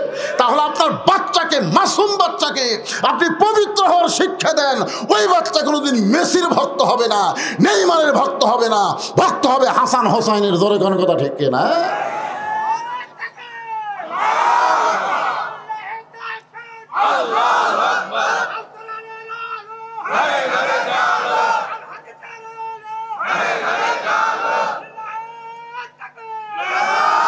আপনারা এই স্লোগানটা এখন থেকেই ভাবে দিবেন, আল কোরআনের আলো। আপনার বলবেন সব জায়গায় জালো, সব জায়গায়। অনেকে সংসদের নাম শুনলাম একটু ইটিস পিটিস করে, এই বক্তা কি ওয়াজ করে গেল না জামাতের ক্যানভাস করলো রে? হ্যাঁ, সংসদের কথা বললি রে, এই তো জামাতের ক্যানভাস আর রে। এই জন্য আমরা কোনো সংসদের কথা বলবো না, আমরা এমন একটা অ্যাঙ্গেলের ডোজ বানাবো সব জায়গাতেই থাকবে। তোর কোন কথা ঠিক না? যে বলবো আল কোরআনের আলো, আপনারা বলবেন সব জায়গায় জালো, আল কোরআনের আলো। কোরআন হাদিস যেখানে, দুনিয়ার মুসলমান। মাশাআল্লাহ, একটু মনোযোগ দিয়ে শোনেন। হযরত আলী হোসেনের হাতে আল্লাহর কোরআন দিয়ে ফাতেমার ঘরের দরজায়। আপনারা বলেন তো, বাবা যখন মেয়ে বড় হবে তখন মেয়ের ঘরে ঢুকতে অনুমতি লাগবে, ছেলে যখন বড় হবে তখন মায়ের ঘরে ঢুকতে অনুমতি লাগবে, কিন্তু স্বামী যদি বইয়ের ঘরে ঢোকে অনুমতির দরকার আছে? কোনো সময় লাগবে? যখন তখন, যখন তখন স্বামী বিবির ঘরে ঢুকতে পারবে, এখানে কোনো অনুমতির দরকার হবে না।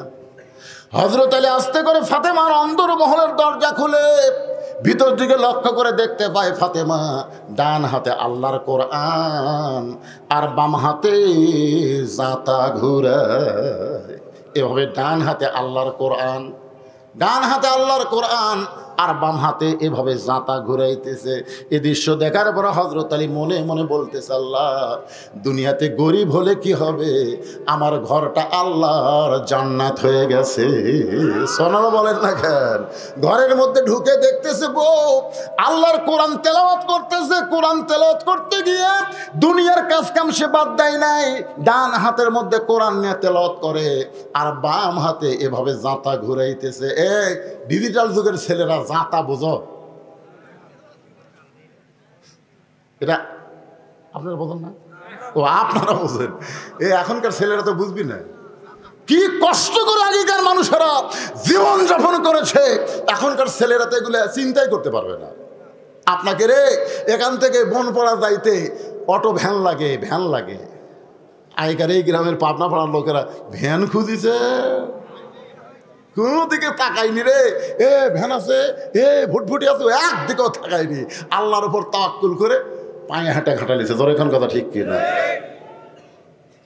একটারও ব্যারাম বেদি নেই, সব খালি সেই রকম। আর এখনকার সব কুমড়া হচ্ছে, কুমড়ে হাঁটতে পারে না, মাজা গেছে। জাতা মানে জব আটা পিছনের যে যন্ত্র, নিচে এক পাথর ওপর এক পাথর, সেই পাথর একটা ছিদ্র, ছিদ্রের মুখে লাঠি দেয়া সেইটা ঘুরাইতে হয়। ফাতেমা জাতা ঘুরাইতেছে আর আল্লাহর কোরআন তেলাওয়াত করতেছে। সঙ্গে সঙ্গে হযরত আলীর জবান ফসকে বের হয়ে গেছে। রব্বানা পড়েন, রব্বানা আতিনা ফিদ দুনিয়া হাসানাতাও ওয়া ফিল আখিরাতি হাসানা ওয়া কিনা আযাবান্নার। যেই জবান ফসকে কোরআনের আয়াতটা বের হয়ে যায়, সঙ্গে সঙ্গে ফাতেমা জাতা ঘোরান বন্ধ, কোরআন তেলাওয়াত বন্ধ করে স্বামীর সামনে সালাম দিয়া দাঁড়ায়। ধরে কর সুবহানাল্লাহ। আল্লাহ রাসূল বলেছে, এই দুনিয়ার বিবিরাই, স্বামী যখন তোমাদের কাছে যাবে দুনিয়ার সমস্ত কাজ কাম তোমাদের হারাম হয়ে যাবে, একটা কামই তোমাদের হালাল, সেইটা হলো সালাম দিয়ে স্বামীর সামনে দাঁড়ায়া যাও। একজনও সুবহানাল্লাহ কয় না, মানে একজনের বউ এরকম না।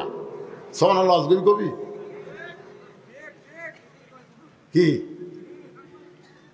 আপনি যখন বাহির থেকে বাড়িতে যাবেন, বউ যে কামের মধ্যেই থাক সব কাম বাদ দেওয়া লাগবে, খালি একটা কাম যদি ফরজ নামাজ পড়ে, যদি ফরজ নামাজের নিয়ত করে, তখন স্বামী বাড়িতে যাওয়ার সঙ্গে সঙ্গে বউ নামাজ ছাড়তে পারবে না। কিন্তু নফল নামাজ যদি নিয়ত করে, নফল নামাজ বাদ দিয়ে থুয়ে স্বামীর সামনে দাঁড়াতে হবে। রাসূল বলেছেন আল্লাহর পরে কাউকে যদি সেজদা দেওয়ার হুকুম থাকতো প্রত্যেকটা বিবিকে বলতাম তোমার স্বামীর পায়ে সেজদা করো। এই হাদিস দ্বারা বোঝা যায় আল্লাহর পরেই মেয়ে মানুষের কাছে সবচাইতে যিনি দামি ওই ব্যক্তি হলো তার মহান স্বামী। জোরে কোন ঠিক কথা কন না কেন? আপনাকে বিরুদ্ধে হচ্ছে না পক্ষে হচ্ছে? এটা হ্যাঁ ধরবি দিবে। মেয়ে মানুষের কাছে শাসন দেখেছেন, শোষণ দেখেননি? সারা জীবন বাংলাদেশে নারী নির্যাতনের কেস হলো, কিন্তু পুরুষ নির্যাতনের কোনো কেস নেই।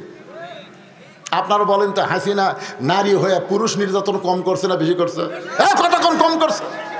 হাসিনার স্বামী ওই যে ডক্টর ওয়াজের সাহেব আর একটা ডাক্তার কি কিছুদিন আগে মারা গেল, জাফরুল ইসলাম। জাফরুল ইসলামের কাছে যায় বলছে ভাই আমাকে একটা চাকরি দাও। জাফরুল ইসলাম হাসি আর কয় তোমার বউ হলো প্রধানমন্ত্রী আর তুমি চাকরি খুঁজিচ্ছ? এত কান্দা কান্দিছে ভাই। জাফরুল কয় আর কান্দা দেখে আমি অস্থির হয়ে গেলাম, প্রধানমন্ত্রীর স্বামীও তুমি কান্দতেছো কে? বলে বলা যাবে না, বললি যেন তো। যে মেয়ে তার স্বামীর শান্তি দিবার পারে নাই সেই মেয়ে কোনোদিন বাংলাদেশের মানুষকে শান্তি দিবার পারে না। ধরে কোন কথা ঠিক? যাই তার ঘরে শান্তি দেয় নাই সে পরের লোকের কি করে শান্তি দিবি? স্বাধীনতার সময় ওর বাবা ছিল পাকিস্তানের লুকে, মানে গ্রেফতারের নামে লুকে, আর ওরা আসলো ভারতত। আর যেই দেশ স্বাধীন হচ্ছে শহীদ জিয়ার ঘোষণায় তখন আশা কয় আমি জাতির পিতা, তুই জাতির পিতা। মুসলমানদের জাতির পিতা একজন, তিনি হলেন মিল্লাতা আবিকুম ইব্রাহিম হুয়া সাম্মাকুমুল মুসলিমিন। এখন চিন্তা করেন, যে ঘরে শান্তি দিবার পারে না সে দুনিয়ার মানুষকে কেমনে শান্তি দিবে? বাজান গো, নারী নির্যাতনের কোনো আইন বাংলাদেশে নাই, অথচ প্রত্যেকটা বাড়িতেই কিন্তু নারীরাই পুরুষকে নির্যাতন করতেছে। ঠিক না বলে?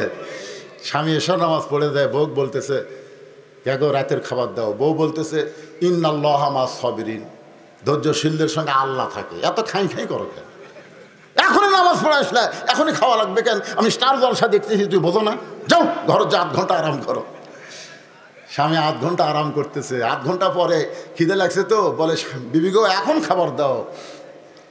বলে স্টার জলসা থেকে জি বাংলা পার হলেন, এখন খাবার দেওয়া যাবে না, আর 8 ঘন্টা ধৈর্য ধরো। প্রত্যেকটা বাড়িতে এরকম পুরুষ নির্যাতন আছে না নাই? জোরে গান আছে না নাই? আমার মা বোনদের জন্য বলতেছে, আমার একটু খেয়াল করেন, যেই মাত্র হযরত আলী কোরআন তেলাওয়াত করেছে সঙ্গে সঙ্গে ফাতেমা জাতা ঘুরান বাদ দিয়া, কোরআন তেলাওয়াত বাদ দিয়া দৌড়ে এসে স্বামীর সামনে সালাম দেয়, আসসালামু আলাইকুম স্বামী গো, আপনি কেমন আছেন? কপালে একটা চুমা দিয়ে বলে আপনি তো কোরআন তেলাওয়াত করতেছেন। আপনি কোরআন তেলাওয়াত বাদ দিয়া হঠাৎ বিবির ঘরে ঢুকছেন, ঘরে ঢুকছেন। আলী বলে ফাতেমা আমি ঢুকি নাই, তোমার হোসাইন ঢুকতে চাইছিল। আমি ঢুকি নাই, তোমার হোসাইন ঢুকতে চাইছিল, কারণ দরজায় কতকগুলো মেয়ে মানুষ দাঁড়ায় আছে, তারা তোমার সঙ্গে একটু দেখা করবার চায়। এখন হোসাইন তাদের জন্য তোমার কাছে ঢুকতে চাইছিল। তুমি তো জানো হোসাইনের বয়স কত, এখন 4 বছর পার হয়ে গেছে। এদিন আমি হোসাইনকে ভিতরে ঢুকতে না দিয়া তার হাতে আল্লাহর কোরআন দিয়েছি। সঙ্গে সঙ্গে ফাতেমা বলতেছে আলহামদুলিল্লাহ, ওই বাবা মা সবচাইতে বড় ভাগ্যবান যার শিশু বাচ্চার হাতে থাকবে আল্লাহর কোরআন। সাল্লাল্লাহু বলেন। ফাতেমা আল্লাহর শুকরিয়া আদায় করে বলতেছে ওই বাবা মা হলো সবচাইতে বড় ভাগ্যবান যার শিশু বাচ্চার হাতে কি থাকবে? আপনাদের গুলার হাতে কি আছে? তাই হুজুর আমার ছেলে মোবাইল ছাড়া ভাতই খায় না। হুজুর কে ভাই, আপনার সন্তান মোবাইল ছাড়া ভাত খায় না? মোবাইল দেখে দেখে যে সন্তানরা ভাত খাচ্ছে, আপনি ওদের ভবিষ্যৎ চিন্তা করেন তো, এদের একটু ভবিষ্যৎ চিন্তা করেন। এদের ভবিষ্যৎ কি? এই যে এদিকে গল্প মারতেছে, হয়ে শব্দ হচ্ছে, এরা কি মাটি ফেটা জন্ম নিয়েছে? আপনি কি মনে করেন এরা মাটি ফেটা বাড়াছে? এই কথা বলেন, মাটি ফেটা বাড়াছে? আল্লাহর কোরআনের তাফসীর যেখানে সূরা আসর থেকে হচ্ছে, এরপরে অপোজিশন শুনে ওরা হইচই করতেছে, ওদের জবানের শব্দ আমরা শুনতে পাচ্ছি। আর যাই বলেন, এরা মুসলমানের ঘরে জন্ম নিলেও মুসলমান হয়ে মরতে পারবে না। ধরে কোন কথা ঠিক? আশ্চর্য কথা। এই যে ছোট ছোট বাচ্চারা ঘুরতেছে, যার মনে তাই মনে কোনো এর একটা পরিবেশ হলো ভাই। এই পরিবেশকে যদি সাইজ করবার চান, পুলিশের আইন দেওয়া হবে না, মিলিটারির আইন দেওয়া হবে না, ইংরেজদের আইন দেওয়া হবে না, ডক্টর কামালের সংবিধান দেওয়া হবে না। এটা সাইজ করবার গেলে আল্লাহর কোরআন লাগবে। জোরে কোন কথা ঠিক কিনা? হ্যাঁ, অনুনাজ্জিলু মিনাল কোরআনি মা হুয়া শিফাউ ওয়া রাহমাতুল লিল মুমিনিন। এর বাংলা অর্থ হলো সব সমস্যার সমাধান। যারা বলতেছেন না, বিশ্বাস করতেছেন না, আমি যেই বলবো সব সমস্যার সমাধান, আপনার জোরে বলবেন দিতে পারে আল কোরআন। বলতে পারবেন? বিরক্ত হচ্ছেন? সব সমস্যার সমাধান আলী বলতেছেন, ফাতেমা হোসেনের হাতে আল্লাহর কোরআন দিয়া আমি তোমার কাছে ঢুকছি। দরজায় নাকি কতকগুলো মেয়ে মানুষ দাঁড়িয়ে আছে, তারা তোমার সঙ্গে একটু দেখা করবার চায়। তুমি পর্দা নিশি তোমার কাছে দেখা করে তারা হয়তো আমলের ব্যাপারে কিছু শিখতে চায়। ও ফাতেমা, আমি কি মেয়েদের জন্য দরজা খোলার ব্যবস্থা করব? তুমি কি এই ব্যাপারে হুকুম দাও। ফাতেমা বলে, স্বামী গো, আমার কোনো আপত্তি নাই। মেয়েরা যদি আমার সঙ্গে দেখা করবার চায় তাহলে আপনাকে পর্দার ব্যবস্থা করা লাগবে। যেই বলেছে যদি দেখা করবার চায় তাহলে পর্দার ব্যবস্থা করা লাগবে। আলী মুসকি মুসকি হাসের বলে, ফাতেমা, মেয়েরা মেয়ের সঙ্গে দেখা করবে, এখানে কোনো পর্দার ব্যবস্থা লাগবে না। ফাতেমা বলতেছে, আপনি পুরুষ মানুষ বুঝবেন না, পর্দা সম্পর্কে আপনার চাইতে আমার বেশি আছে ধারণা। আলী কয়, আমি মরদ মানুষ বুঝবো না? পর্দা সম্পর্কে আপনার চাইতে আমার বেশি আছে ধারণা। রাসূল বলেছে, আনা মাদিনাতুল ইলম ওয়া আলী বাবুহা, আমি হচ্ছে ইলমের শহর, ওই শহরের দরজা হলো হযরত আলী। আল্লাহ রাসূল বলেছেন, আমার আলীর মতন জ্ঞান কিয়ামত পর্যন্ত কোনো মানুষের মাথায় আসবে না। ধরে কর না সুবহানাল্লাহ। বিশাল জ্ঞানী ছিলেন হযরত আলী। রাসূল বলেছেন, আমার 4 জন সাহাবী 1 নম্বর, নরমে 1 নম্বর আবু বকর, গরমে 1 নম্বর ওমর, সম্পদে 1 নম্বর ওসমান, আর জ্ঞানী 1 নম্বর আলী। জোরে কর সুবহানাল্লাহ। এত জ্ঞানী ছিলেন হযরত আলী।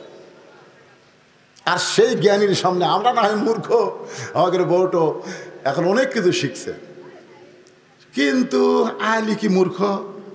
কথা কেন, আলী কি মূর্খ? বলতেছে পর্দা বিষয়ে আপনার চাইতে আমার জ্ঞান বেশি। আলী বলতেছেন, ফাতেমা, পর্দা বিষয় আমার চাইতে তুমি কে বেশি জানো? আমি একটু তোমার কাছে জানতে চাই। ফাতেমা বললেন, স্বামী গো, যে মেয়েরা দরজায় দাঁড়িয়ে আছে আপনি কি তাদের চিনেন? যেই বলছে আপনি কি তাদের চিনেন, সঙ্গে সঙ্গে হযরত আলী চুমকে উঠছে। মারাত্মক মারিফতের কথা। যে মেয়েরা আমার সঙ্গে দেখা করবার চাই দরজায় দাঁড়িয়ে আছে, আপনি কি তাদের চিনেন? আলী বলতেছেন, ফাতেমা, এই দুনিয়াতে একজন নারীকেই চিনি, যে হলো আমার হাসান হোসেনের মা। যদি আলী বলতো আমি চিনি। একদিন আমার বউরে কইলাম, আমার চাচাতো ভাই বউটা ভালোই পাচ্ছে। যেই বলছি বউটা ভালোই পাইছে, খুব সুন্দরী, আমার বউ কয়, আপনি কবে থেকে লুচ্চা হলেন? আমি কইলাম, লুচ্চা মানে? তা আপনি একজন আলেম হইয়া একজনের বউ দেখেন, আপনার লজ্জা করে না? আমি এরপর থেকে কোনো মেয়েকে যদি দেখি আর বইয়ের কাছে কোনোদিন কই না, কারণ কলি ধরা খাওয়া লাগবে। ধরে কারণ ঠিক না, আমি কান ধরে তওবা করছি না, আর দেখবই না, আর দেখবই না। যদিও দেখি বইয়ের কাছে আর বলা যাবি না। আলী বলতেছেন, ফাতেমা, এই দুনিয়ার একজন মেয়েকেই শুধু আমি চিনি, সে হলো আমার হাসান আর হোসেনের মা। ফাতেমা বলে, স্বামী গো, যে মেয়েরা দরজায় দাঁড়িয়ে আছে সমস্ত মেয়েরাই পর্দানিশী, কিন্তু একটা যদি বেপর্দা হয়, যে মেয়েরা আমার সঙ্গে দেখা করবে সবাই পর্দানিশী, কিন্তু একজন যদি বেপর্দা হয়, বেপর্দা নারী যারা শয়তানের যানবাহন তারা। সবাই আমার সঙ্গে বলবেন, বেপর্দা নারী যারা শয়তানের যানবাহন তারা। বেপর্দা নারীর মধ্যে দিয়েই শয়তান আমাদের সমাজের মধ্যে ঢুকে যায়, আপনার বাড়ির মধ্যে ঢোকে, আপনার পরিবারের মধ্যে ঢোকে। পুরুষের মাধ্যমে শয়তান ঢোকে না, শয়তান ঢোকে নারীর মাধ্যমে। জোরে কোন কথা ঠিক? কারণ জান্নাতের মধ্যে আদম আলাইহিস সালামের কাছে শয়তান আসতে পারে নাই, শয়তান এসে হাওয়ার কাছে। জোরে কথা কন না কেন? হাওয়া বেপর্দা আছে। বেপর্দা কি? ওলা তাকরাবা হাযিস শাজারা ফাতাকুনা মিনাজ জালিমিন। ওই গাছের কাছে যাইও না, গাছের দিকে তাকায়ও না, গাছের দিকে তাকালে পর্দার খেলাপ হবে। যেই বলছে গাছের দিকে তাকাও না, তখন থেকে হাওয়া শুরু করছে, কিন্তু গাছের কি মাল আছে রে? তাকায় দেখে স্বামী আদম একটু দূরে গেছে, ওই সুযোগে হাওয়া আস্তে আস্তে গাছের কাছে গেছে। গাছের কাছে যেই গেছে তখন ইবলিস শয়তান মতো তাও মারছে, যাক এই মদের জন্য আমি পারিনি, আজকে আদমক সাইজ কর মদ দিয়ে রে। আসলে আদমকে শয়তানের বাপেরও ক্ষমতা নেই কিছু করতে পারে, হাওয়ার মাধ্যমে আদমকে সাইজ করছে। জোরে কথা কর না কেন? হ্যাঁ, আজকে পৃথিবীর কোনো পুরুষকে শয়তান ধ্বংস করতে পারবে না যদি তার বিবিরা পর্দার মধ্যে থাকে। আর বউ যদি বেপর্দা হয়ে যায়, এজন্য আমার সঙ্গে সকলে একটু বলবেন, বেপর্দা নারী যারা শয়তানের যানবাহন তারা। ফাতেমা বলে, স্বামী গো, যে মেয়েরা দরজায় দাঁড়িয়ে আছে তাদের মধ্যে একটা যদি বেপর্দা নারী থাকে, আর ওই বেপর্দা নারী এই পর্দা নিশির ভিতরে বসে যদি আমার চেহারা দেখে, যদি বাহিরে গিয়ে কোনো পরপুরুষের কাছে বলে, কারণ বেপর্দা নারীর কাছে পরপুরুষ কোনো ফ্যাক্টর। ওই মেয়েটা যদি বাইরে যায় বলে, আমি গেছিলাম গো ওই পর্দা নিশিকের সাথে ফাতেমার দেখতে, ফাতেমার চোখের ভুরু এইরকম, ফাতেমার বুকের চেহারা এইরকম, ফাতেমার কান এইরকম, আমি ফাতেমার সারা জীবন পর্দার মধ্যে থাকলাম, কিন্তু একটা বেপর্দা নারীর কারণে আমি বাহিরে পরপুরুষের কাছে পরিচিত হলাম। এইটা আমি কখনোই হব না। মেয়েদের সঙ্গে দেখা করতে হলো ফাতেমাকে পর্দার ভিতরে দেখা দিতে হবে। সুবহানাল্লাহ বলে। ওগো স্বামী, আমি ফাতেমা আমার বাবার কথা অনুযায়ী পুরুষের 1 নম্বর হলো নামাজ, আর নারীদের 1 নম্বর হলো পর্দা। আমার বাবা যেদিন থেকে বলেছে সেদিন থেকে আমি ফাতেমা পর্দাকে এমনভাবে গ্রহণ করেছি। আসলেই ফাতেমা গভীর রাত্রে পর্দার মধ্যেই দুনিয়া থেকে কিন্তু বিদায় নিছে। ধরে কোন কথা ঠিক কি না? হযরত আলী গভীর রাত্রে ফাতেমাকে দাফন করেছে। দাফন করার পরে আল্লাহর কাছে কাঁদতেছে, আল্লাহ আমার ফাতেমা সারা জীবন পর্দার মধ্যে থাকলো, পর্দার মধ্যে তাকে দাফন করলাম, তার পর্দাটা তুমি তোমার দরবারে কবুল করে নাও। এ দোয়া করার পর হযরত আলী তাকায় দেখে কয়েকটা পুরাতন কবর দেখা যায়। এইমাত্র ফাতেমার কবর দেখে নতুন কবর নাই, গোটা জান্নাতুল বাকি দৌড়ায় বলে ফাতেমার কবর, ফাতেমার কবর। কে যেন দূর থেকে বলে, আলী রে, আমার ফাতেমা পর্দা নিশি, আমি আল্লাহ জোহরা ডিগ্রি দিয়া ফাতেমার কবরটাকে কিয়ামত পর্যন্ত পর্দা করে দিয়েছি। আজকে আমার মায়েদের জন্য বললাম, মা জান্নাতে যদি যাবার চান সবচাইতে ভালো আমল হলো পর্দা। পর্দাটা ঠিক রাখে, তারপরে নামাজ পড়েন, রোজা করেন, যা ইচ্ছা করেন, কিন্তু পর্দা ঠিক থাকা লাগবে। জোরে কোন কথা ঠিক কিনা? আর মরদ মানুষকে আমি বলবো, যা করেন করেন, সুদ খাবেন না, ঘুষ খাবেন না, চুরি করবেন করেন, 1 নম্বর নামাজ ঠিক থাকা লাগবে। জোরে কথা কর না, কথা কর না কেন? নামাজ ধরার পরে যদি ঘুষ খান, খান পারবেন না ভাই, কারণ আল্লাহর কোরআন কি মিথ্যা? একমাত্র নামাজই পারে। আল্লাহ কয় নামাজের জোরে ফায়েশাকা যাবে দূরে, পাক কোরআনে রয়ে আছে ঘোষণা। এখন আকাম কুকাম নামাজ রোজা একসঙ্গে বাঁধিয়া বোঝা, জাহান্নামে দিয়াছ রওয়ানা। আজ কেন আল্লাহর নামাজ ধরতে পারলা না? আপনারা বলেন তো, আল্লাহর নামাজ পড়া আর নামাজ ধরা এই দুইটার মধ্যে তফাৎ কি? নামাজ পড়া আর ধরা বোঝেন না? বাপ নামাজ পড়ে, বেটা নামাজ পড়ে না, এটা হলো নামাজ পড়া। আর নামাজ ধরা হলো বাপও পড়ে, বেটাও পড়ে, এটা হলো নামাজ ধরা। এই জন্যে কোরআনের শাসন যখন বাংলাদেশে চালু হবে, তখন যিনি আপনাদের এমপি হবেন, এমপির মাধ্যমে প্রধানমন্ত্রী হবেন, চেয়ার পাওয়ার আগেই তার 1 নম্বর দায়িত্ব হলো আকামুস সালাত, নামাজ কায়েম করো। ধরে কোন ঠিক কথা বলেন না কেন? আমাদের ওয়াজ দিয়া তো নামাজ কায়েম হবে না। 2-1টা মানুষ নামাজ পড়বি কিন্তু ধরবি না। আপনারা কি চান যে আগামীতে আমাদের বাংলাদেশে নামাজ কায়েমের বিলটা সংসদে উত্থাপন হোক? এটাকে আপনারা চান? কারা কারা চান? আল্লাহকে একটু হাত দেখেন তো দেখি। লিল্লাহি তাকবীর, হাত নামান। এখন যারা নামাজ পড়ে না তারা কেউ কি এক বিপদে পড়লাম রে। আসলে যারা নামাজ পড়ে না, দুনিয়ার সবচাইতে নামাজই তাদেরকে কঠিন মনে হয়। দেখবেন সবই করে, কিন্তু এই নামাজত গেলি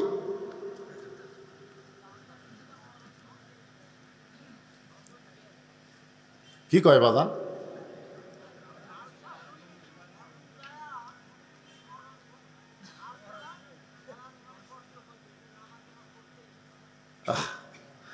যারা নামাজ ধরেছে তাদের একটা কথা বলবো, যারা নামাজ ধরেছে তাদের একটা চরিত্রের কথা বলি। সে যদি ইচ্ছা করে কোনোদিন এশার নামাজ বাদ দেয় ঘুমাবার যায়, যতই ঘুমের ট্যাবলেট খাক ওর ঘুম ধরবে না যতক্ষণ নামাজ আদায় না করবে। ধরে কোন কথা ঠিক কিনা? হ্যাঁ, দেখেন নামাজ একবার ধরে দেখেন, আপনি সব ছাড়বেন কিন্তু আপনি নামাজ ছাড়তে পারবেন না। নামাজ ছাড়া আপনাকে শান্তি লাগবে না। এই জন্যে ও আমিলুস সলেহার মধ্যে আজকে দুইটা আমলের কথা বললাম। পুরুষের জন্য 1 নম্বর হলো নামাজ, আর নারীদের জন্য 1 নম্বর হলো পর্দা। সূরা আসরের 3 নম্বর বিষয় হলো অতাওয়াসাউ বিল হক। অতাওয়াসাউ বিল হক। আচ্ছা, আপনারা এই যে ওটা বসা যে ছেলে ফেলে উঠতেছে, কিছু কর না কেন? কি শেষ করে দেব? আমার কথা কি শুনতে আপনাদের অসুবিধা হচ্ছে? মাইকের সাউন্ড কি কানে ঢুকতেছে? তো তাহলে আপনারা এরকম ব্যাসাইজ মাঝে মধ্যে হন কেন? সূরা আসরের বিষয় কয়টা? জোরে বলেন কয়টা? 1 নম্বর হলো ঈমান, 2 নম্বর আমিলুস সলিহাত নেক আমলের মধ্যে পুরুষের 1 নম্বর নামাজ, নারীদের 1 নম্বর পর্দা। এই দুইটা সম্পর্কে আলোচনা করে 3 নম্বর বিষয় হলো ওয়াতাওয়াসাউ বিল হক। বাংলাদেশে একটা আলেম ছিল, মস্ত বড় শাইখুল হাদিস, নাম হলো আজিজুল হক। যেরকম নাম কি? ওনার এক ছেলে নাম হলো মামুনুল হক। আপনারা বলেন তো, এই 2 হক 2 জনই জেলখানা ঢুকছিল কি অপরাধে? কথা কয় না রে, বাংলাদেশের লোক কথা কয় না রে। এই মামুনুল হকের বাপ আজিজুল হককেও কিন্তু হাসিনা সরকার জেলের মধ্যে ঢুকেছিল। জোরে কোন কথা ঠিক কিনা? ওযু করার পানি পর্যন্ত দেয়নি। শাইখুল হাদিস যিনি বুখারী শরীফ বাংলা অনুবাদ করেছেন, সেই শাইখুল হাদিসকে জেলের মধ্যে ঢুকাইছিল এই হাসিনা সরকার। ওযুর পানি দেয়নি, তার ছেলেকেও জেলখানায় ঢুকালো। আপনারা বলেন তো কি অপরাধে? অনেকেই হয়তো আপনাকে তেলতালারা বলবে, তেলতালা বোঝেন না? সারা তেলতালারা, আমার এলাকার তেলতালারা গরিবের ছেলে যদি লেখাপড়া করে যতই পড়ুক ম্যাট্রিক পাস করবি না, আগেই কয়ে দে। ম্যাট্রিক যখন পাস করে ম্যাট্রিক পাস করলে কি হবে রে? আয়ত ফেল করবি। আয়ে যখন পাস করে, আয়ে পাস করলে লাভ আছে, বিএ পাস করবার পারবি না। বিএ যখন পাস করে তেলতালা কয় যতই পাস করুক চাকরি নেই। পরে যখন চাকরি পায় যতই চাকরি পাক থাকবি না। যখন বহুদিন চাকরি থাকে তখন তেলতালা কি কয়? যতই চাকরি করুক আমার সাথে পারবি না। মানে তেলতালা খালি উপরে থাকবার চাই, নিচে বলবার চাই না। জোরে কোন কথা ঠিক না? সমাজের মধ্যে এরকম তেলতালা আছে না নাই? তেলতালা, এই শালা তেলতালারা এখন 4টা দল হয়ে গেছে। 1 নম্বর হলো তারা গুজব লীগ। জোরে কোন কি লীগ? 2 নম্বর হলো তারা আফসোস, আগেই ভালো আছিল, আগেই ভালো আছিল, মেরে খাওয়া হচ্ছিল, আফসোস করতেছে না, তার নাম হলো কি লীগ? আফসোস লীগ। আর একটা আছে হতাশা লীগ। জোরে বলেন কি লীগ? আর পোলা আছে আওয়ামী লীগ।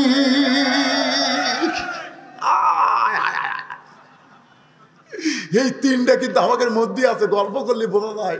আফসোস করে, বুঝবি না? আফসোস লীগ ধরা দেয় না। ওই যে আওয়ামী লীগ শালা ধরা দেয় না, কথাবার্তা ধরা যায়। ধরে কথা। আর একটা হলো গুজব।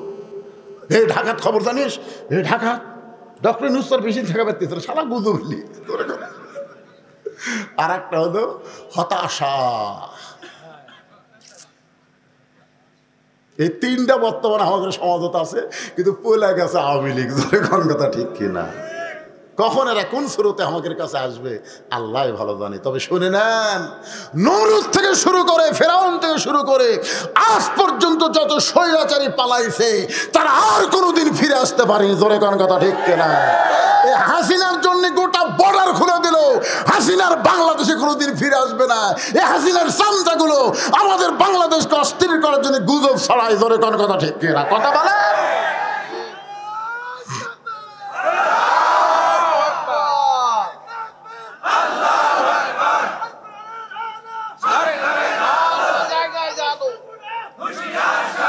আল কোরআনের আলো, এটা ভুলে গেছে। গেছেন কেন? সব জায়গা বারে কোনো জায়গা বাদ হবে না, খালি সংসদ কোরআনকার সব জায়গায় বললে আর ওরা কিছুই মনে করবে না। একটু মনোযোগ দিয়ে শোনেন। 3 নম্বর বিষয় হলো ওয়াতাওয়াসাউ বিল হক। আমি এতক্ষণ কিন্তু যে এক সাঁড়ের ওপর যার উপর তকবীর হলো, আমি কিন্তু কিছু হক কথা কইছি। হক মানে কি? সত্যি কথা কয় না, সত্যি কথা। আপনার বলেন তো এই কোরআন কি? কুল জাল হক ওয়া যাহাকাল বাতিল ইন্নাল বাতিলা কানা যাহুকা। আমি আপনাদেরকে অনুরোধ করব, এই যে মাঝে মধ্যে আসে বসে দৌড় দেয় আবার এসে বসে, এই কামটা করেন না। এই দুটা বিষয় অন্তত মনোযোগ দিয়ে শোনা লাগবে ভাই, কারণ সামনে আমাকে শুভ দিন, চিন্তা ভাবনা করে নিন। ধরে এখন কথা ঠিক কেটে এর জন্য এই আগেকার দুটো ইমান আর আমল যা শুনতেন এই পরকার দুটো সাবজেক্ট একটু মনোযোগ দিয়ে শোনা লাগবে জান, কারণ হাকিম ভাই আমার সাথে দেখা করে গেছে। ধরে কথা ঠিক করে এই শোনাই লাগবি রে সোনার চানিরা। আপনারা কোন তো এই যারা কোরআনের আন্দোলনের নেতা হয়ে আপনাদের কাছে মাঝে মধ্যে আসে, আগামী ইলেকশনে যাবার চাই, এদের বিরুদ্ধে একটা কথা কোন তো, যে হুজুর এরা উমুকের টাকা মারছে, উমুকের এই জিনিস চুরি করে খাচ্ছে, এরা উমুকের মেয়ে ধর্ষণ করছে, একটা কন কথা কয় না। কথা বল না কেন? আল্লাহর কোরআনের দল যারা করে তারা যদি কোনো অন্যায় করে, বর্তমান জামাত ইসলামের আমির একজন জ্যান্ত আল্লাহর ওলি। তোর এখন কথা ঠিক কেনা? হ্যাঁ, আপনি ইয়ার কি করতেছেন? ফাউল আউল ফাউল লোককে এ দলের মধ্যে কোনো জায়গা হবে না। তুমি সাপোর্ট করবার পারো, কিন্তু নেতা হবার পারবা না। এই দলের যে ঠিক মতো কাজ কাম করবে, লেগে থাকবে, কোরআন হাদিসকে গ্রহণ করে নিবে, সে যদি ফকিরেরও বাচ্চা হয় তারও আমির হওয়ার যোগ্যতা আছে। তুমি কোটিপতি হয়ে, ডাক্তার হয়ে, ব্যারিস্টার হয়ে ঢুকেই কো আমি এমপি ডানামো, এত সহজ না। কারণ সব দলের টাকা বন্ধ হলে ওই দল মানুষ কমে যাবে, কিন্তু এমন ইসলামী দল এদের টাকা বন্ধ হলেও এরা জীবন দিয়ে আল্লাহর দল করবে। কথা কি আমার বুঝতেছেন? ওয়াতাওয়াসাউ বিল হক, হক কথা বলতে হবে, হক পথে চলতে হবে। হকের পথে চলতে গিয়ে নানা রকম বিপদ আপদ মুসিবত আসতে পারে। আল্লাহ কোরআনে বলেছেন ওয়ালা নাবলুওয়ান্নাকুম বিশাইয়্যিম মিনাল খাউফি ওয়াল জুই ওয়া নাকসিম মিনাল আমওয়ালি ওয়াল আনফুসি ওয়াস সামারাতি ওয়া বাশশিরিস সাবিরিন। ওয়াতাওয়াসাউ বিস সবর, সূরা আসরের 4 নম্বর বিষয়। আচ্ছা, এই মসজিদের জন্য কি আপনার গামছা দিছিলেন? গামছা আদায় হচ্ছে? আমার জন্য মনে হয় ওটা বাকি আছে। তো ভাইজান, এই সূরা আসরের 2টা পয়েন্ট একসাথে বলার পরই আমি আপনাদের কিনে মনোজাত করব, কারণ ঘড়ি আমার কাছে আছে, বুঝতেছেন না? ঘড়ির কাটা আমি দেখতেছি। আপনারা এই মসজিদের উন্নয়ন কল্পে আপনাদের কাছে গামছা যাবে, ব্যাগ যাবে, আপনার যে যা পারবেন, কম হোক বেশি হোক আপনারা দিবেন। দান বাক্স যখন আপনাদের সামনে দিয়ে যায়, মসজিদে দেয় না? আপনাকে এলাকার মসজিদে দান বাক্স আছে না নাই? অনেক লোক কিন্তু দেখবেন যে দান বাক্স কাছের দিকে আসতেছে, ওই তখন পকেটের হিসাব করতেছে। 500 টাকার একটা লোট আছে, 200 টাকার একটা লোট আছে, 100 টাকার একটা লোট আছে, 10 টাকা নাই, 10 টাকা নাই। পকেটের হিসাব কিন্তু করছে, হিসাব করছে। কি হিসাব করলো? 10 টাকা নাই। যে বাক্স আছে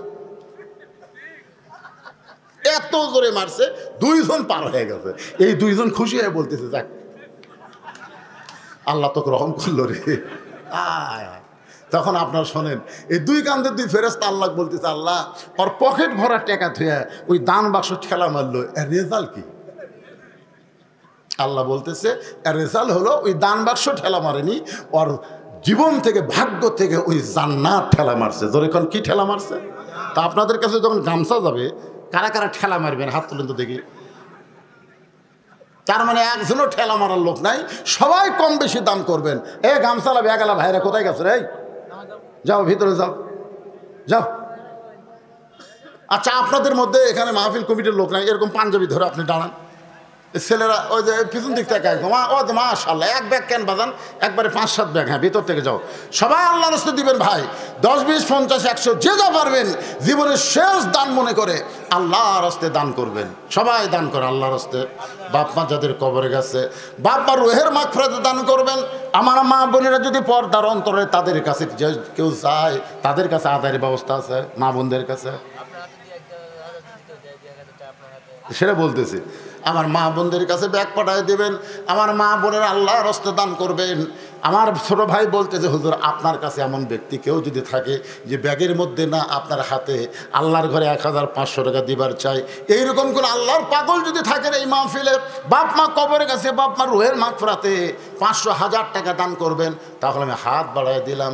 দুনিয়ারই টাকা পয়সা দুনিয়াতে রবে, ফকির হয়ে মানুষ কবরেতে। এই যে দেখেন মুরব্বী মানুষের ধৈর্য কম, লাভটা উঠছেন কেন বাজান পিছন দিক থেকে?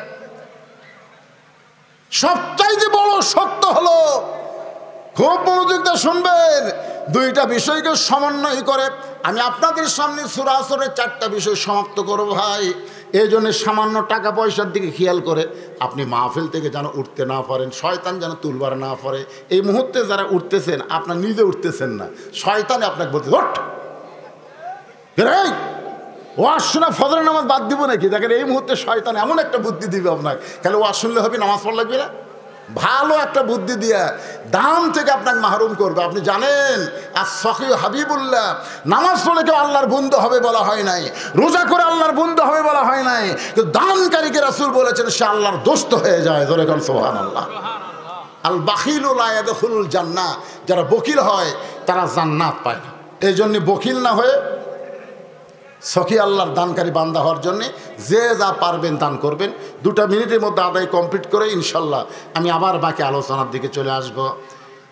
একটু জিকির করেন লা ইলাহা ইল্লাল্লাহ, লা ইলাহা ইল্লাল্লাহ, লা ইলাহা ইল্লাল্লাহ, লা ইলাহা, লা ইলাহা ইল্লাল্লাহ মুহাম্মাদুর রাসূলুল্লাহ।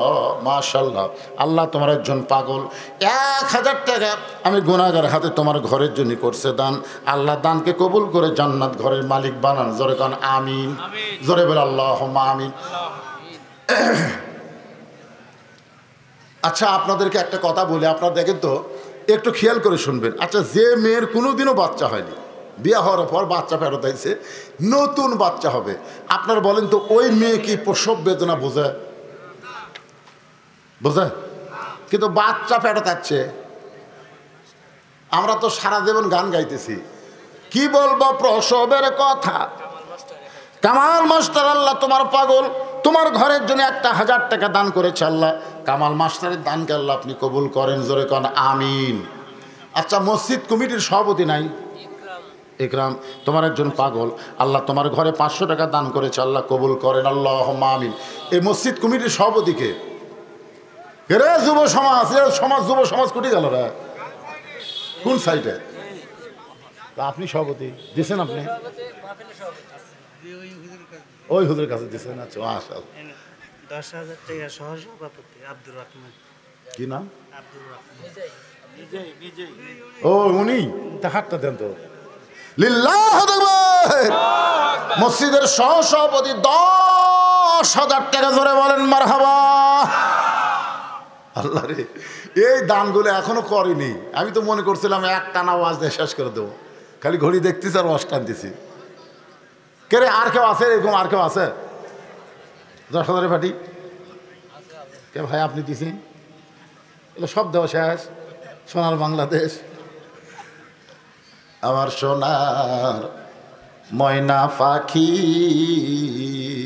কোন দেশেতে ওইরা গেলা রে, দিয়া মোরে ফাঁকি রে আমার সোনার ময়না পাখি। যুব সমাজের জন্য আমার ওয়াজ হলো বাজান, পুরুষের 1 নম্বর নেক আমল কি? ভুলে গেলে হবে না রে, ভুলে গেলে হবে না। এত দিক দিয়ে আজকে আমি আপনাদের বুঝালাম, তারপরেও যদি কথা বলতে দেরি করেন, কি পড়বেন না? ফজর নামাজ থেকে শুরু করবেন না? এই যুব সমাজ যারা কষ্ট করে মাহফিল আয়োজন করতেছে, আমি যুবকদের জন্য বলি বাজান, এই যুবন বয়সে নামাজ পড়লে বুড়া হলে আর পারবা না। সামি আল্লাহ হলিমান হামিদা করি, ওরে বাবা রে, মানে মাজা ব্যথা হচ্ছে, মাজা ব্যাকা হয়ে গেছে, আর মাজা সোজা করে পারতেছে না। এই জন্য আল্লাহ রাসূল বলেছেন, হাসরের ময়দানে আল্লাহ বলবেন, তোমার শৈশবকাল বুড়াকালের কোনো হিসাব দেওয়া লাগবে না, যৌবনকালের হিসাব দেওয়া, তোমরা জান্নাতে যাও। তাই যুব সমাজকে বলবো বাজান, এখন থেকেই তোমরা নামাজ শুরু করো। যে মেয়েটার কোনোদিন বাচ্চা হয় নাই, পেটে বাচ্চা আইছে, আপনার বলেন তো তার প্রসব বেদনা আছে না নাই? ধরে কান, মায়ের পায়ের তলে, মায়ের পায়ের তলে সন্তানের কি? আচ্ছা, বাপের পায়ের তলে সন্তানের জান্নাত আছে? নাই। পুরুষ মানুষের পায়ের তলে জান্নাত নাই। আগেকার বক্তারা একটু বেশি খেদমত পাওয়ার জন্য একটা ভুয়া হাদিস বলতেছিল যে স্বামীর পায়ের তলে স্ত্রীর জান্নাত, এটা কিন্তু ভুয়া কথা। স্বামীর পায়ের তলে স্ত্রীর জান্নাত, এটা কি কথা? জোরে কান, কি কথা? আসল কথা হলো কোনো পুরুষের পায়ের তলে জান্নাত নাই। জান্নাত হলো নারী, আর সেই নারী যদি মা হয়। সোনাল্লাহ কন্যা কেন? এখন প্রসব বেদনা যখন শুরু হয়েছে, আমার বউকে আমি বলছিলাম, কে গো, প্রসব বেদনা যখন শুরু হয়ে যায় ব্যথাটা কোন দিকে? আমি মনে করছি নিজদা বাচ্চা হয়তো ওই দিকে হয়তো ব্যথা হয়। আমার বউ বলে, স্বামী গো, আপনি পুরুষ মানুষের নারীর ব্যথা শুনে কী করবেন? বলে বক্তা মানুষ হয়তো ওয়াজে বলা লাগতে পারে। আমার বউ কয়ে, যখন ব্যথা শুরু হয়ে যায়, ব্যথাটা কলিজা থেকে শুরু হয়, এমন ব্যথা শুরু হয়, মেয়েটা অধৈর্য হয়ে কখনো বলে, আমি গলার দড়ি দিব, আমি বিষ খাবো, এই কষ্ট আর আমি সহ্য করতে পারবো না। এখনো বাচ্চা হয়নি, নতুন মা হবে, কষ্ট সহ্য করবার না পাইরা চিৎকার করে বলে, আমি গলায় দড়ি দিব, বিষ খাবো। দাদি নানি দৌড়ে এসে ঘরের মধ্যে ধাক্কা দিয়ে তোলে, কেন বিষ খাবি, কেন গলার দড়ি ধরবি? সবর, ধৈর্য ধর, ধৈর্য ধর, ধৈর্য ধর। মায়ের পায়ের তলে সন্তানের জান্নাত। যদি সন্তান মায়ের পায়ের তলে জান্নাত পায়, এত বড় নিয়ামত আল্লাহ মাকে দান করেছে। মা হতে হবে, বিষ খেলে চলবে না, গলার দড়ি দিলে চলবে না, মা হওয়া লাগবে। ধৈর্য ধর, সবর, ধৈর্য ধর। নানি আর দাদি যখন ধৈর্যের উপদেশ দেয়, এক সময় আর পারে না, চিৎকার করে, তখন মেয়েটাকে শোয়া দিয়া নরম পানির মধ্যে কাপড় ভিজায়, ওইটা কপালের উপরে দিয়া কয়, ধৈর্য ধর, দাঁতের উপর দাঁত দে, দাঁতের উপর দাঁত দেয়, ইন্নাল্লাহা মা'আস সাবিরিন।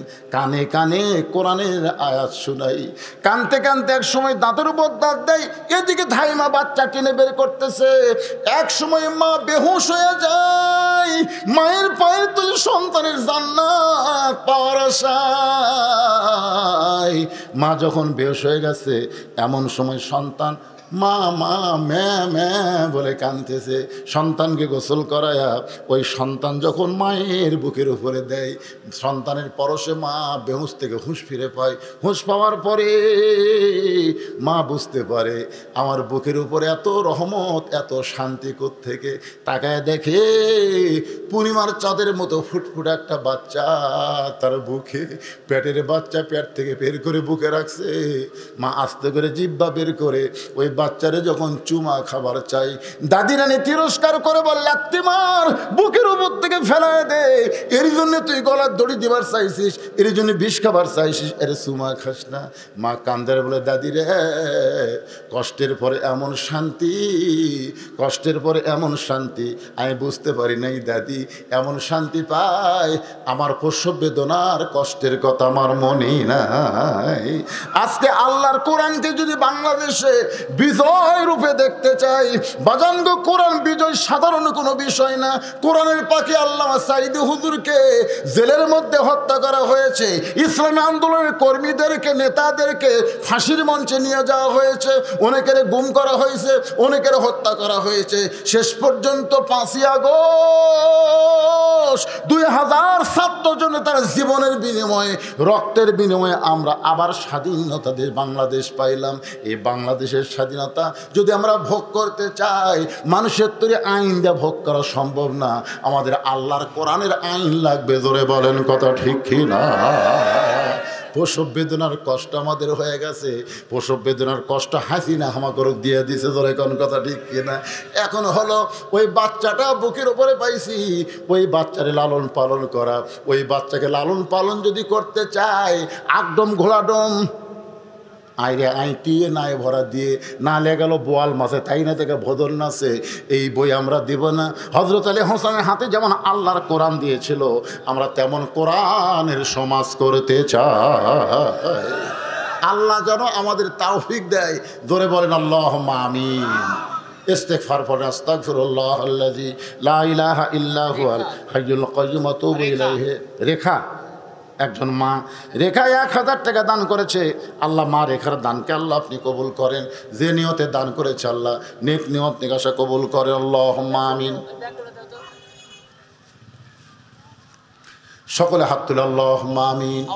আল্লাহুম্মা আনতাস সালাম ওয়া মিনকাস সালাম তাবারাকতা ইয়া যাল জালালি ওয়াল ইকরাম। আল্লাহ তোমার পাগল বান্দারা আরামের বাড়ি ঘুমকে বাদ দিয়া কোরআন হাদিসের মহব্বত কলিজার মধ্যে নিয়ে এই জান্নাতের বাগানে বসে বসে কোরআন হাদিসের আলোচনা শোনার শেষে আমি গুনাহগারের সঙ্গে রহমতের দরজায় ফকির হয়ে দোখানা হাত তুলেছি। আল্লাহ মেহেরবানি করে আজকের মাহফিল আমাদের সকলের হেদায়েতের জন্যে, নাজাতের জন্যে, জান্নাতের জন্যে কবুল করো। এই মাহফিলের শুরু থেকে শেষ পর্যন্ত যতটুকু আলোচনা হয়েছে আল্লাহ এর মধ্যে যদি ত্রুটি হয়, ভুল হয়, মাফ করে দিও। এর যা হাদিয়া মঞ্জুর করো। সোনার মদিনায় নবী পাকের রওজা মুবারকে আল্লাহ তুমি কবুল করো। তামাম আম্বিয়াই কেরাম, আসহাবি কেরাম, তাবিনী কেরাম, তাবিনী কেরাম, তামাম পৃথিবীর মাটির নিচে যত মুমিন মুমিনা আছে আল্লাহ সকলের আরওয়াহ পরে হাদিয়া কবুল করো। আমরা যারা হাত তুলেছি আমাদের মধ্যে জনম দুঃখনী মা যাদের কবরে চলে গেছে, ছোট্ট একটা শব্দ হলো মা, এ নামের মধ্যে কি মধু, যাদের মা নাই তারা বুঝতেছে। এই দরদের মা যাদের কবর গেছে আল্লাহ মেহেরবানি করে মায়ের কবরকে জান্নাতের টুকরা বানায় দাও। বাবার বাড়ি ঘর সহায় সম্পত্তি সবই আছে, আমাদের ইতিম করে থিয়া যেই বাবা আজকে অন্ধকার কবরে চলে গেছে, মেহেরবানি করে বাবার কবরকে জান্নাতের টুকরা বানাও। আমাদের দাদা দাদি, নানা নানি, আত্মীয় স্বজন, শ্বশুর শাশুড়ি যাদের কবরে গেছে আল্লাহ কবরবাসীদের মাফ করে দাও। আল্লাহ যেই যুব সমাজ কষ্ট করে মেহনত করে তোমার ঘরকে উন্নতি করার জন্য আজকের জান্নাতের বাগান লাগাইছে আল্লাহ, এই যুবকদেরকে আমরা খাস করে দোয়া করবো আল্লাহ তাদেরকে 5 ওয়াক্ত নামাজি কবুল করে নাও। পর্দার অন্তরে আমার যে সমস্ত মা বোনেরা শুনেছে আল্লাহ আবেদা সালিয়া পর্দানিশী ফাতেমার চরিত্র দান করে দেন আল্লাহ। আমাদের মধ্যে আমরা যারা অসুস্থ আছি আল্লাহ সুস্থতার নিয়ামত দান করো আল্লাহ। কোরআনের বাংলাদেশ হিসেবে কবুল করো আল্লাহ। আগামীতে এই বাংলাদেশে কোরআনের সমাজ চলবে, এই দৃশ্য আমাদেরকে দেখার তৌফিক দিয়ে দাও আল্লাহ।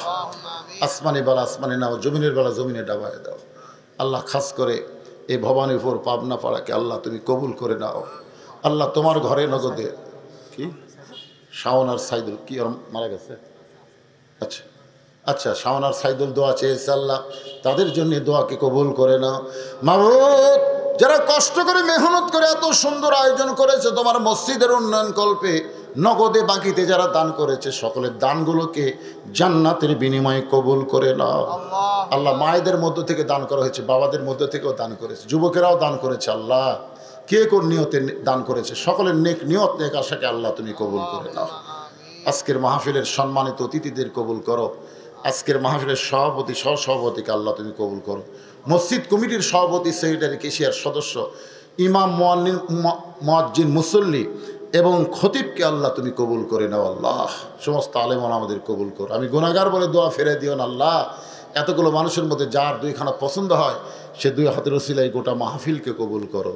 মৃত্যুর সময় আমাদের জবানে জারি করে দিও লা ইলাহা ইল্লাল্লাহু মুহাম্মাদুর রাসূলুল্লাহ সাল্লাল্লাহু আলাইহি সাল্লাম। আসসালামু আলাইকুম ওয়া রাহমাতুল্লাহি ওয়া বারাকাতুহু।